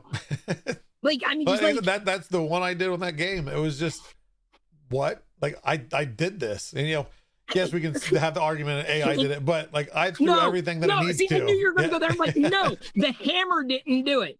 That's holding the hammer did it. That's that's a very good analogy. I mean, there's some there are good takes out there. They're really good takes. And then there's some real, really, you sure about that? Like, that's not a good take. Sure? Sure about that? Yeah, so those are the things that I just don't, I don't know what else is coming. I mean, no one can predict the future.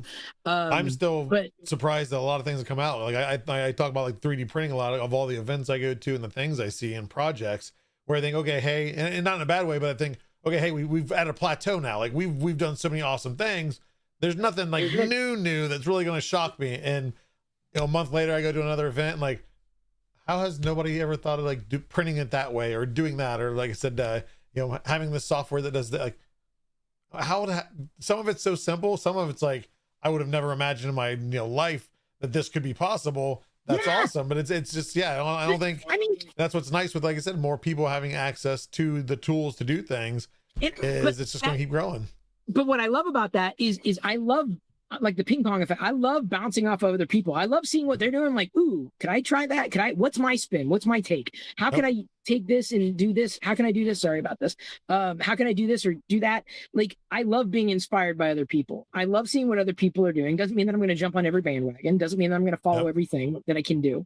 But, to me, that's a part of the human condition, is being creative.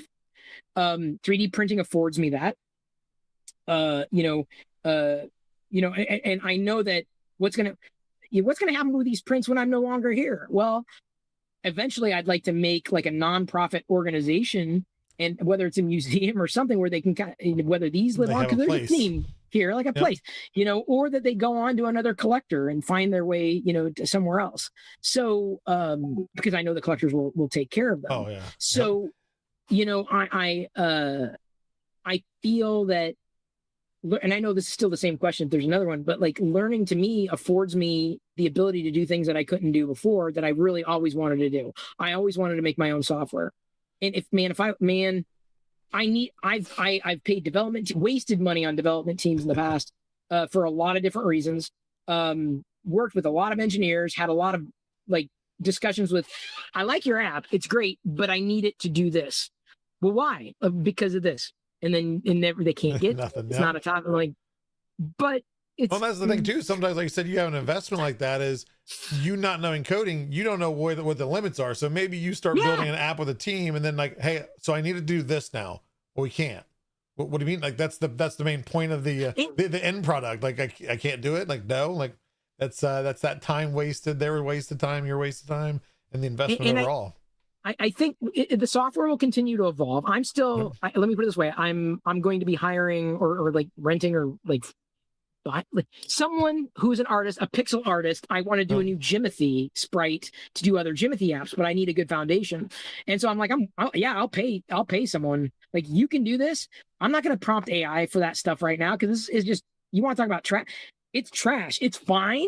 Yep. It's okay, but it's not to the level that I really want it to be. Obvious AI. Yeah, it's like, it's still not where it needs to be. So, I still believe in humans, but the creativity and what I get from it, what I'm able to do with it and how other people are impacted by the things that I do in a positive way. Like, I don't know. I mean, every so often you watch me back then, I will get random emails or LinkedIn messages or whatever. Like, hey, I used to be, watch you on this, or I read your newsletter back in the day, and now I'm, an IT director for a Fortune 100 company. I'm like, it's outstanding. And like, that's amazing. Not everybody can say that. And like, I'm grateful for having done what I've done and to be able to continue to do what I do, not knowing that by being passionate and leaning into something, how that's going to impact. Just having, like you said, having that love and passion to do it. Like, I'm just doing it because I love it. Not like I realize that it has more effect. If you're doing it for the money, I mean, everyone needs a job, don't get me wrong, but like, it's pretty clear when you're like, not in it because you love it. You love when you're doing it because you have to. Yeah, or like, you're in it because you love it because it brings you money. Like, I get it. I totally understand. Hey, I'm an entrepreneur. I understand that part of the equation. But they will tell you over and over again, as an entrepreneur, you're going to be like frustrated, or the business is going to fall apart when you focus on the revenue. You focus on the money, focus on the product. Then the money will follow. Focus on the thing that you're good at or you're passionate about, and then the money will follow. But if you focus on how do I make more money without focusing on how can I build something that people want, need, that works, that I'm proud of, that's polished. That's polished. And even if you do that and the money doesn't come, you at least have something that you can say, here's what I did. So like, even if I'm not making any money with the apps that I've done, I can say, here's what I did.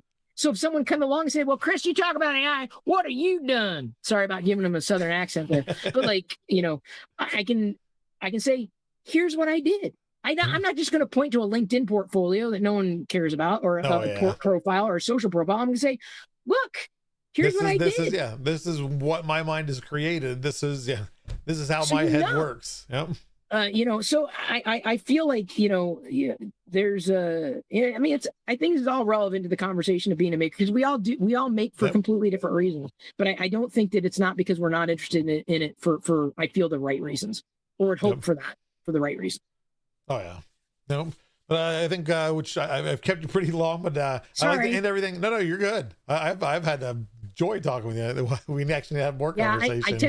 I tend to talk. Sorry. So do I. That's why I'm in the position that I'm in. But no, I like to end things off with some rapid fire questions. The first two are always the same for every guest. And the answer for the first one does not have to be Polymaker.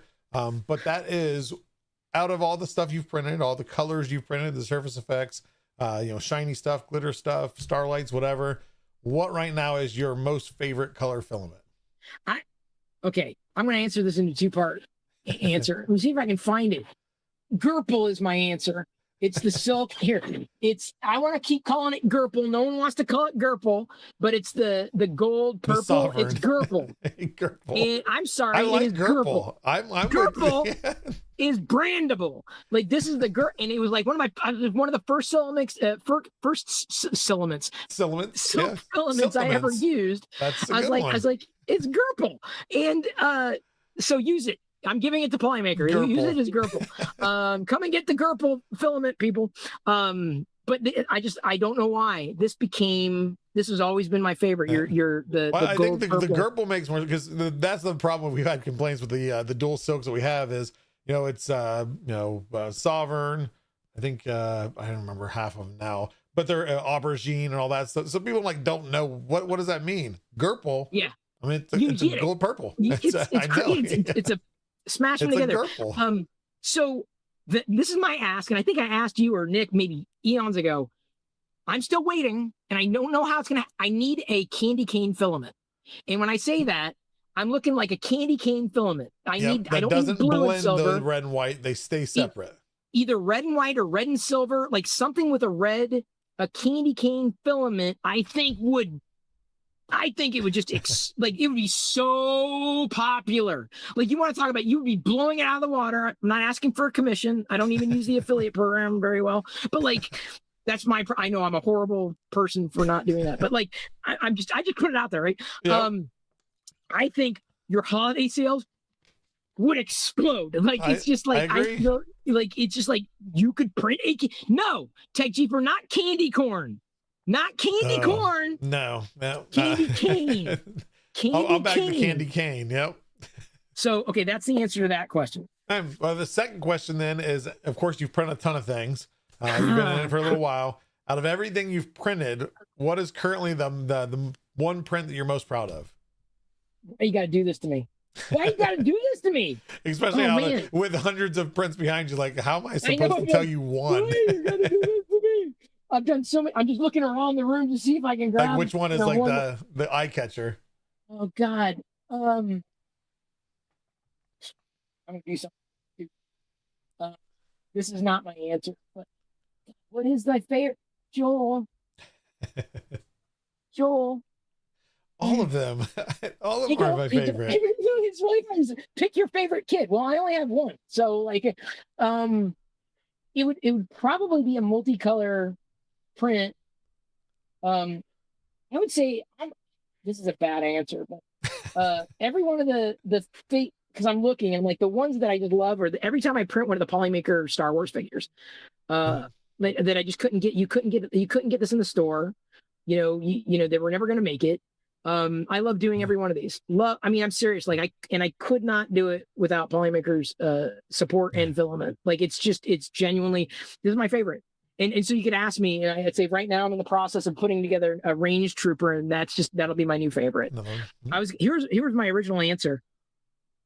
I hope to God the camera works for this. This is a Darth Vader. I don't know if it's. I can see even with the blur. It's not. I can see the shape though. I can tell. Yeah. It's the smallest Darth Vader. There's my favorite print. It looks like a pellet gun, like a pellet from a pellet gun. Yeah. It's the smallest print ever, right there. The smallest. There's my favorite. My collection. Now, how did you find that? Was that up on the shelf? Yeah, I have it in a certain place. Like if I knock things over, it's gone. Like it's gonna get tossed away. Never be seen again. I'm like, okay, well, so that ship has sailed. Hey, so now on that topic of Star Wars, the next question is, what's the best Star Wars? You got to pick one, the only one. I made an app for this, by the way, to help people navigate Star Wars they wanted to experience. I did, and it works really well, like a decision tree, like a wizard. It's all Star Wars to me, and I say that with so much certainty. It's just one accompanying. It's one thing, and the more story they add, the happier I am. And I tend not to get caught up in the they could have done this and that, and I'm like, yeah, they did this wrong, and they did this wrong. With entertainment, was I entertained? Yes. Did I have fun? Yes. I'm good. Yep. Check. I only need one box. Did I have fun? Great. I think Ghost Dad was about the only movie I ever watched that I wanted to walk out of. Lord knows I've started some movies that I'm just like, yeah, I'm good. And some shows I'm like, no, I'm fine. I have to look that up. Oh, you don't. You don't. Just do yourself a favor and don't. I almost walked out of Independence Day because they got to the very end, and Jeff Goldblum took down an alien mothership with a floppy diskette from a Mac with a virus. At that point, you could not even. I mean, I couldn't contain myself in the seat. There was hardly anybody in the theater. Well, how do you know the aliens didn't run Mac OS? You don't know that. So at that point, you couldn't even. I was yelling in the seat, and I don't do that. But I was with my girlfriend, and she's like, "Calm down, calm down." I was like, "You can't even get a PC to talk to a Mac. How the hell is he going to do that? This doesn't make any sense." Just by chance, they have the same OS. They have Mac OS. I was so angry. Because I'm like suspending his. I'm like, okay. All right, okay, yeah, I get it. Punches in, I get it. Okay, that's real. But to get a Mac to talk to a PC, give me a break. So yeah, So Star Wars. But I had to pick a favorite. I'd say The Empire Strikes Back. It's what pulled me in. My first Star Wars figure ever was the AT-AT driver. I still love the Imperial walkers. So yeah, I would say if you said, Chris, I'll take away your printer, I'm like, okay, The Empire Strikes Back. Fine. Yeah. That's it. Hey, and the soundtrack for The Empire Strikes Back was just so the older soundtracks are nothing against so the new ones. good. They're good. They're well composed, but it's just the old stuff is so much Ray's better. theme nailed it. John Williams nailed it with Ray's theme. Ray's theme is beautiful. Anyway, sorry. Hey, so the last question is, and I'll have to think of how to word this.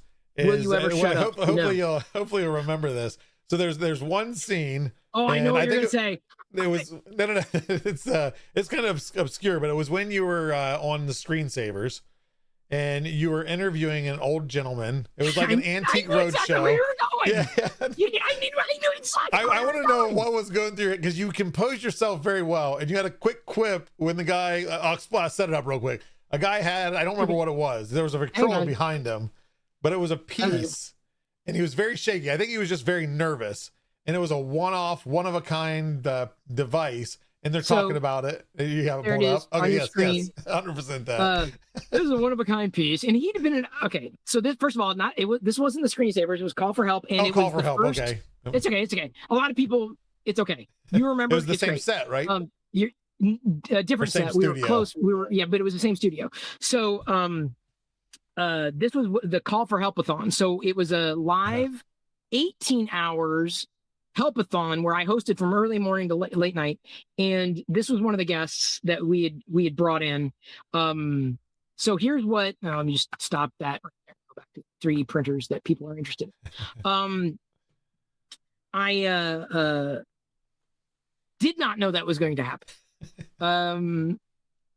He'd been a guest before. He was shaky. That was legit. There was nothing fake about that. I will say this: what went through my head when he cracked it, it shattered into a million pieces, and you could hear him scattering across the floor. And he said he almost said the F word, and then he said the S word. This close to dropping the F bomb. Yeah. Pulled it back to S. The only thing that was going through my head was he just cussed on live television. And I was like, how do I move on from that? I'm like, I think what you said something like, so you're done talking about that then? Are you done with that then? Are you done with I don't know, for whatever reason, I can remember seeing you on so many shows and different things, and always like on the floor at CES and all that I always loved. But for whatever reason, that scene has stuck in my head for the longest time. I was like, okay, you know what? I get a chance to talk to Chris Pirillo. I have to ask him, like, how'd you compose yourself? Because like, I'd be like, me. I don't know if I wouldn't, like, I might end up laughing. Honestly, it's like, it was not even to be like, rude to him, just like, this just happened, like this, because you can't. There was no undo, right? It was live TV, but he cussed, and that was legitimately the only thing that went through my head, because I'm the host, right? I'm like, and it is definitely, there were times you could find some bloopers and outtakes that I pushed the envelope. I was so blue that at times, like, there were some things that got said that I'm like, I could go further with this. I could really, and I did, to the point where my producers, all right, back off, Chris. All right, easy. Stop now. But I don't want to. I want to go all the way. This is too easy. It's too easy. It's right there. And they didn't like it when so I think one of them didn't mind it. I had a director and a producer, and I loved the producer. It was great. Director was good for what he was, but we didn't work as well as I did with the producer. I would love breaking the fourth wall. I would love going to the camera like back, like, no, this isn't like, no, but I love like going, like just being able to talk to the camera, because I felt it personalized the experience. They hated when I dropped obscure Weird Al Yankovic references or Monty Python references, because they felt like it would offend the show, like, like run away. Like, I would get it, and other people, well, it makes people feel stupid because they don't get it. I'm like, yeah, but the people who got it. They got it. It was for them. Well, I think it was just your personality was, even if you didn't understand what the reference was, it was still just like, this guy is off the wall crazy. Like, it's good. It's good TV.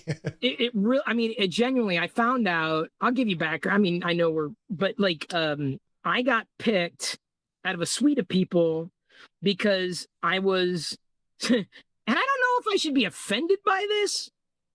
And I really wasn't, because it's kind of how I got the gig. I was someone who was approachable, but not threatening. So women More didn't intimidating. like, yeah, I wasn't intimidating. So women, could relate, but men weren't threatened by me. I'm like, I can see where with the I could be offended by that. Like, I could really be offended by that. I'm like, you know what? But it works. I'm like, there's nothing much I can do about it. I know I'm a solid 7, and I'm okay with that. So yeah, that's how I got one of the reasons I was picked. I could also, like, this is pre-Google, pick out like almost encyclopedic knowledge. If someone had a problem, I knew the software, or I knew the way to do it, at least in Windows at the time. Windows 2098 ME. XP then, of course, had launched, not long after or during my time there. But I could do it, without having to search necessarily for it. I knew what it was and could, in the breaks, when I get the questions like, so-and-so needs this, so-and-so, no, it's too hard, can't do it in 3 minutes. So-and-so need, what about this? Like, yeah, I know the software will need this loaded on thing.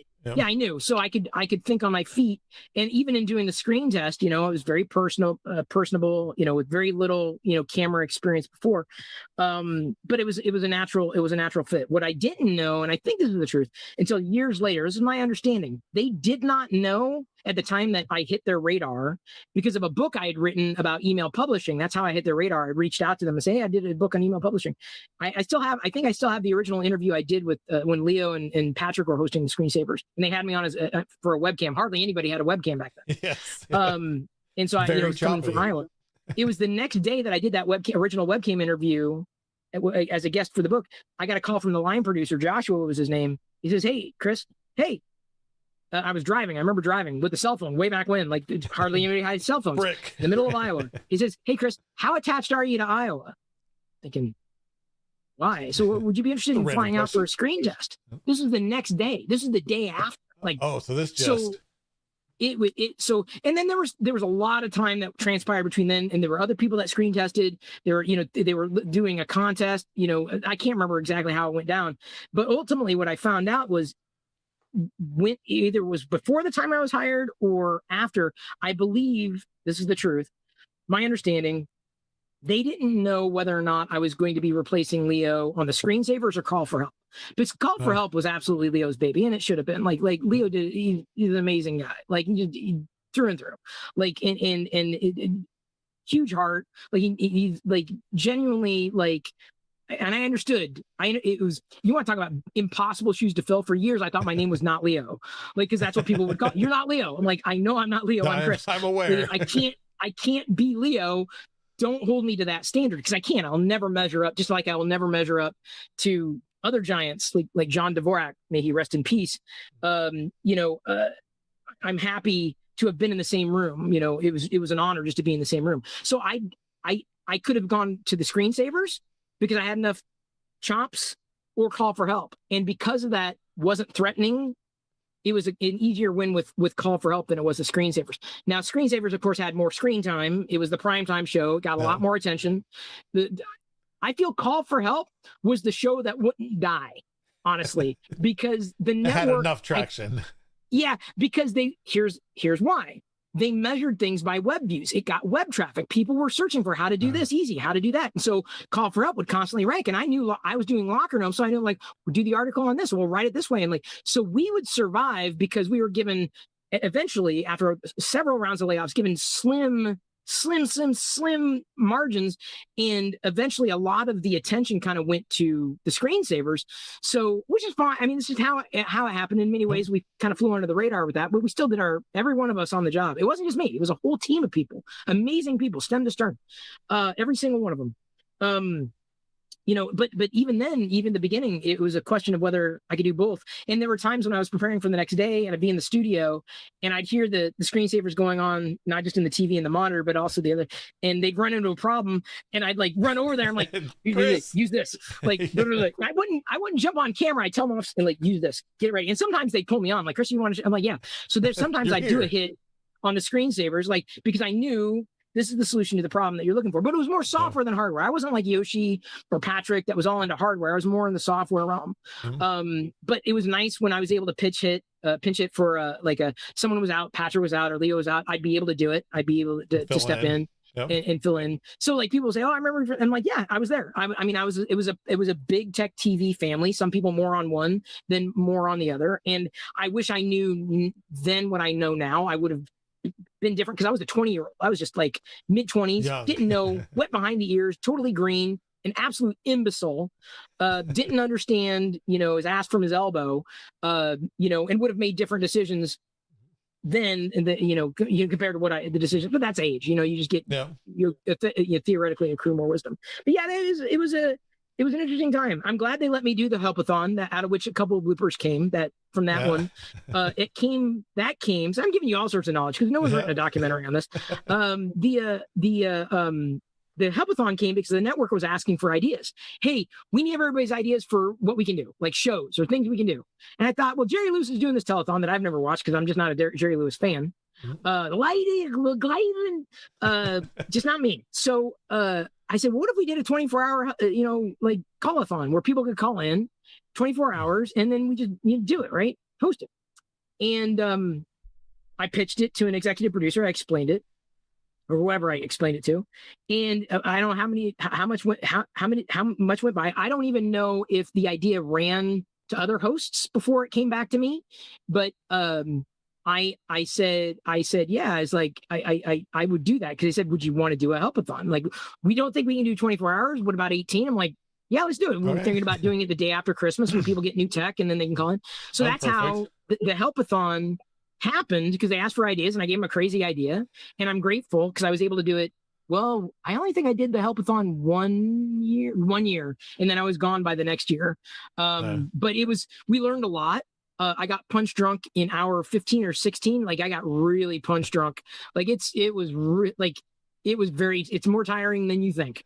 But it was probably in my life, I've never felt more accomplished at the end of doing something than at the end of that specific day, because it was just so, it was amazing. Not everybody could say they did it. Yeah. It was a total blast.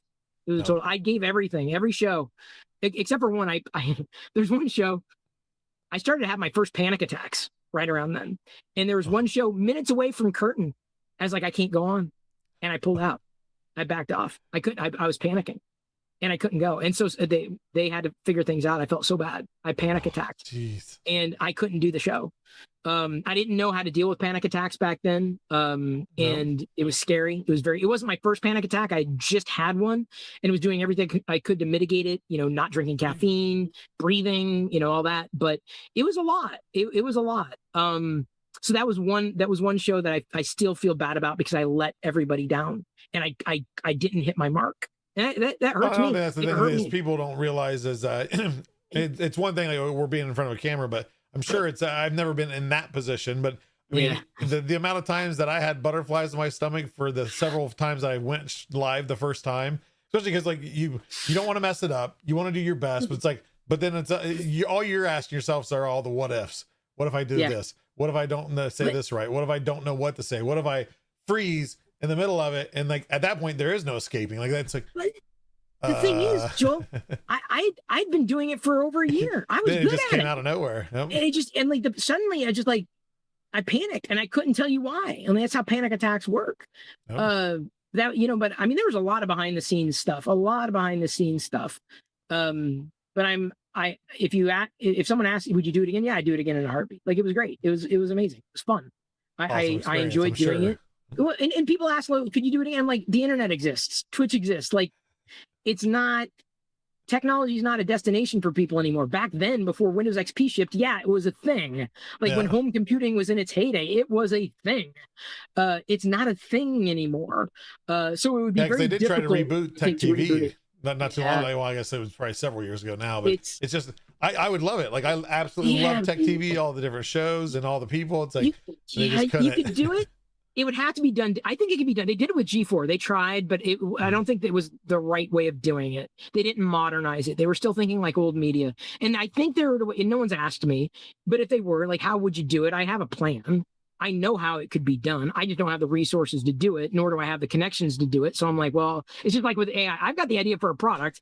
Well, now AI has made it possible for me to do. Well, then I'm going to do it.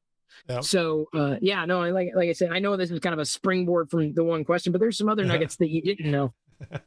Hey, honestly, I always say is, I personally, like, I don't do this, because I have to. I was doing this before I ever even worked for Polymaker, the show. And it is, I love, number one, meeting people I've never met before. Even ones I do meet, I always take something from it, whether it's just a funny, silly story or learning behind the scenes stuff. And I know a lot of people in the chat are like me. Any little bit of like behind the scenes of like what you just talked about, a lot of, is it's a joy knowing, especially because we grew up watching it, and like now we know a little bit more behind it that we would have never known. I've got more nuggets. So I mean, there's a lot that I'm not going to share. Sorry, I see that someone, GTR Dad says, go check out the grass outside. I actually vibe coded a touch grass simulator. Yes. I remember you sharing that with me, like, hey, check this out. Go touch grass. Go touch grass. You can do it. It's the best touch grass simulator on the internet by far. I've seen them all. Saying that in no, there must have been an argument. I see what he's saying. I see what he's saying, but like, I understand why. To the touch I understand grass. why, but I'm like, yeah. So there's the touch grass. So you can do the touch grass. Sorry, that I don't want to digress. No, you're good. No, I was just actually, I want to give you the stage of letting people know. Of course, I have MakerDeck.net on the screen. You can't see it, but they can. Is where can they find you? Where first shared your arcade. Where's all the locations where they can go check out what you're doing, follow you, and just keep in the know of really fun, cool projects? Yeah, just Google me, and then you'll find all the links. Like, it's impossible to follow you everywhere, or like follow someone everywhere. It's a different world with content these days. But just Chris Pirillo. I do stuff on Twitch. I'm not as participatory as I used to be. Mostly it's on MakerDeck if I'm doing anything, just printing something, because I'm kind of paying attention to 13 other things. Not doing as much content the same way. If I am, it's usually short form, so like TikTok, Insta. But yeah, I'm on Blue Sky. Obviously, we have a Discord server for MakerDeck, and I've got a vibe coding Discord. Facebook, Google, they've got the profiles now. GitHub repository, Instagram, LinkedIn, Mastodon. I've got a Patreon that no one subscribes to. I've got, Reddit handle, certainly, Substacks, Threads, TikTok, Tumblr. You asked. Twitch, X, YouTube. But like I said, find me, reach out to ping me, like it's specifically not just to follow me, because I'm doing a whole bunch of crap that you're probably not interested in. But like, you got a question about 3D printing, I'm probably not as qualified to answer as many other people here. Really, genuinely. I may have more of an some offshoot of what you do. Yeah. Because I'll tell you, like, oh, here's how I did this, and here's how I did, or here's the model I used, but that's about the extent of what I enjoy. I'll share the passion about it, get other people ignited, and have them off to the races. Yep. But if you're serious about vibe coding, you're interested, you don't know where to start, don't wait. That's the worst thing you can do, is wait. And I'm helping people every week. Usually on Thursdays we do a live stream, but hang on. And I'm going to be dovetailing from this to that. It's just hot in here. It's really hot. I do in Seattle every month like I said, a vibe coding. There's Control Create Live. There. I do a vibe coding event. Everybody's invited to. It's free pizza. It's here in Seattle this Saturday. It's a free pre-registration. Even if you can't make it because you don't live to Seattle, we do a simulcast of at least the first part of it. So you can subscribe on YouTube or watch on Twitch. It'll get broadcast. It'll get archived. I'm teaching people how to do this. Whether you're technical or non-technical, whether you're a creator or maker or whatever, anybody can do that. So I'm around. I can't promise to give everybody 110% attention, but try to get to the questions you can. Yeah. Don't be a stranger is I guess what I would say. No, that's awesome. Well, I greatly appreciate your time. I've had an absolute joy talking with you. Like I said, I think we need to do it again sometime, because it's even whether it's the behind the scenes or just the conversion, the conversation of AI, no AI, 3D printing involved or not. Seriously. 3D printing. So no, it's been great. 9 times out of 10, you can say, "Hey, can you jump on in 5 minutes?" If I'm paying attention, yes. If I'm at the or computer, if I've got the time, for sure. Yeah, absolutely. Anytime. It's okay. Even if it doesn't happen, we're still on the back. And I got to get this box off to y'all, because it's pretty full. Bob from California did it. Oh, sorry. He asked, "Do you have room for a 40-inch Millennium Falcon?" If you're talking about the Titan 3D one, I would find room, but I'm not printing it. He did. So he asked that. So I think was it the first time that we displayed the play action figures? Was it Rocky Mountain? And he's one of the community members. He came from California, obviously, and he had printed a large Millennium Falcon that was part of the display. And it was funny because we had all the figures kind of all around it and on it. Oh, that's right. And people were like questioning, like, why is that guy on there, Indiana Jones, on the Millennium Falcon? This isn't canon. And then at halftime we'd mess with him, like, what? He wasn't in Star Wars? Are you sure? Yeah. Like, I'm pretty sure he was in Star Wars. In Star Wars. I'm pretty sure. So no, it drummed up a lot of conversations. So he has really cool. I think it was eventually a light fixture for his son's room, but it was done on Ender 3s, and it was huge. It was it was very nice. Need someone to ship it to. Yeah, there you go. He does, I think he painted it and everything. Oh wow! So, I mean, I let me put it this way: I thrifted a whole bunch of Star Wars stuff. I find room for it. Like I just okay, I need to put this here, move this here. I'll figure it out. Go. I'll see. I'll connect you. I talked to both of you, so I'll get you connected. Nice. That's so funny. That is so funny. And he's looking to move, so he's probably looking to kind of get rid of some stuff. So. Hey, if you're looking to move, my email address is chris@pirillo.com. Yeah, no, I mean seriously, I'm impossible not to get a hold of. Awesome. Yeah, this is the home for Lego minifigures and Star Wars stuff. There you go. A little bit of everything. I have a little bit of everything. Awesome. No, thank you, Joel. I appreciate the time. I appreciate Sorry for taking so long and talking so much. If it was boring, then I would be upset. Yeah, I would too. And honestly, I wouldn't have let it go this long if it was boring anyway. So. Thank God. No, I've had a blast. So I appreciate everything. And we'll talk soon and get some stuff shipped out. See ya. Me too. Thanks, Joel. See you later, Chris. There you guys have it. Another Maker, a long show, but I was fanboying. Like I love Chris. He was a great guy. I always inspired to be that guy on the floor at CES talking about tech and getting to see things firsthand. So always been jealous of the guy, but in a good way. And he's honestly I've talked with him. I've been able to work with him, since I've been with Polymaker, with a partnership with him. And he's the same guy. That's nice. And even on this chat is, if you know who he is and you ever watched him on TV, that's the same guy that it was 20 years ago. I think it was late 90s, early 2000s. Not to date either of us, but yeah, no, same person. And it's awesome to meet genuine people like that. And as you said, somebody that has a passion and then just takes it in different directions. And then he does a lot of different directions of tech, some 3D printing, some, of course, AI stuff. And he shares with me often of like the AI and the next AI thing that he programs. And it's fun. As he said, some of it's very useful. I've used the name tag. I call it like the badge generator. I've used that because it made things easier for when we used printouts for QR codes and the STL website designer, etc. When we're showcasing stuff at events, I've used his tools and they work. I haven't used the Maker Chip one yet, but I have no doubt it'll work just fine. So definitely go check him out and search Chris Pirillo across the board. He is an awesome individual. But we do have a giveaway going and a couple things going on. HTPLA Pro is live. If you're in the US and Canada, the rest of the world, it's coming. But you can go buy that currently. I don't know what the stock is. I haven't had a chance today to update it to see where we're at, but get it now because HTPLA last year sold out. HTPLA Pro, it could. We sent a lot more, and so we covered our bases there. But if you're wanting to have a really awesome high temp, like I said, I'll have some fun stuff I'll share of prints, kind of comparing what's the difference, and how much does that heat really make a difference. And the main thing I'll say about HTPLA Pro before we get more into a little bit more technical on Saturday is it's heat stable. I think is the proper terminology for it.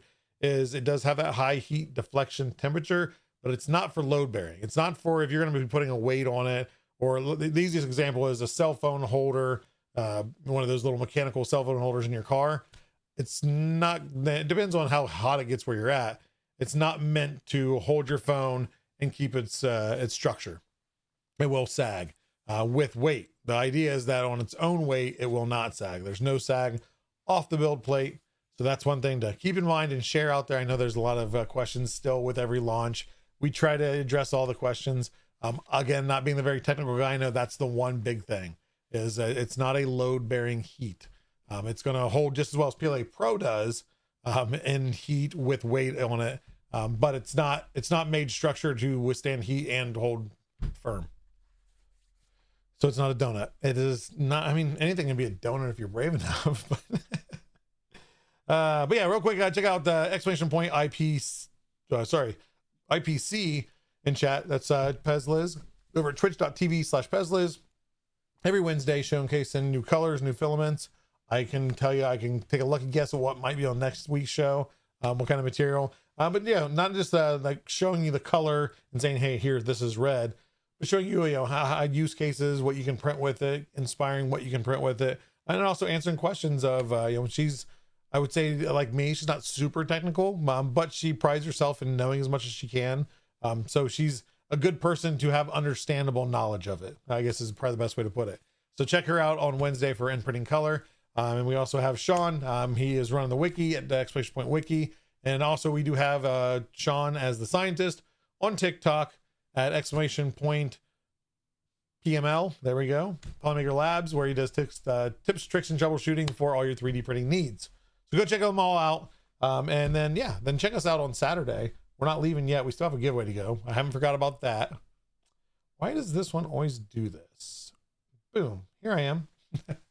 We have last chance real quick. I am awesome in chat for a chance to win some Polymaker filament. And let's see here.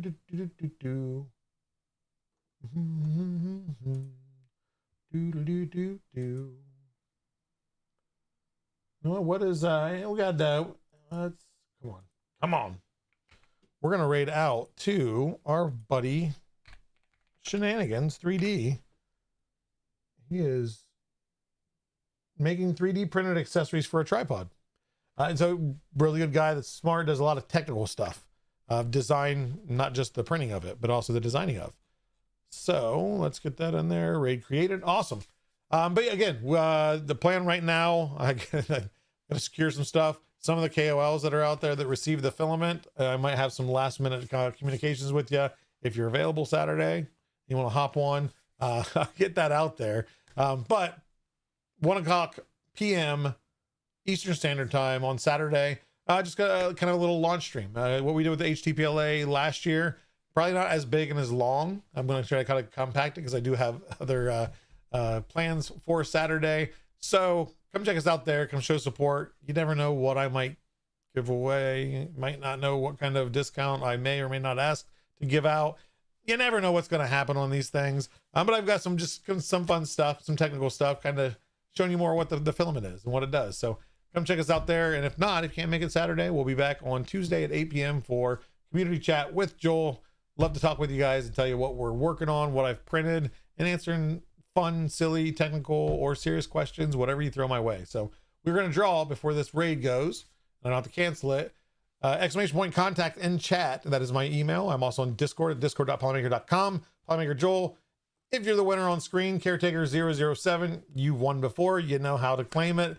Reach out. Go show our love to Shenanigans 3D. Tell them Polymaker says hello. Have a wonderful night, wonderful weekend, and a wonderful week. See ya.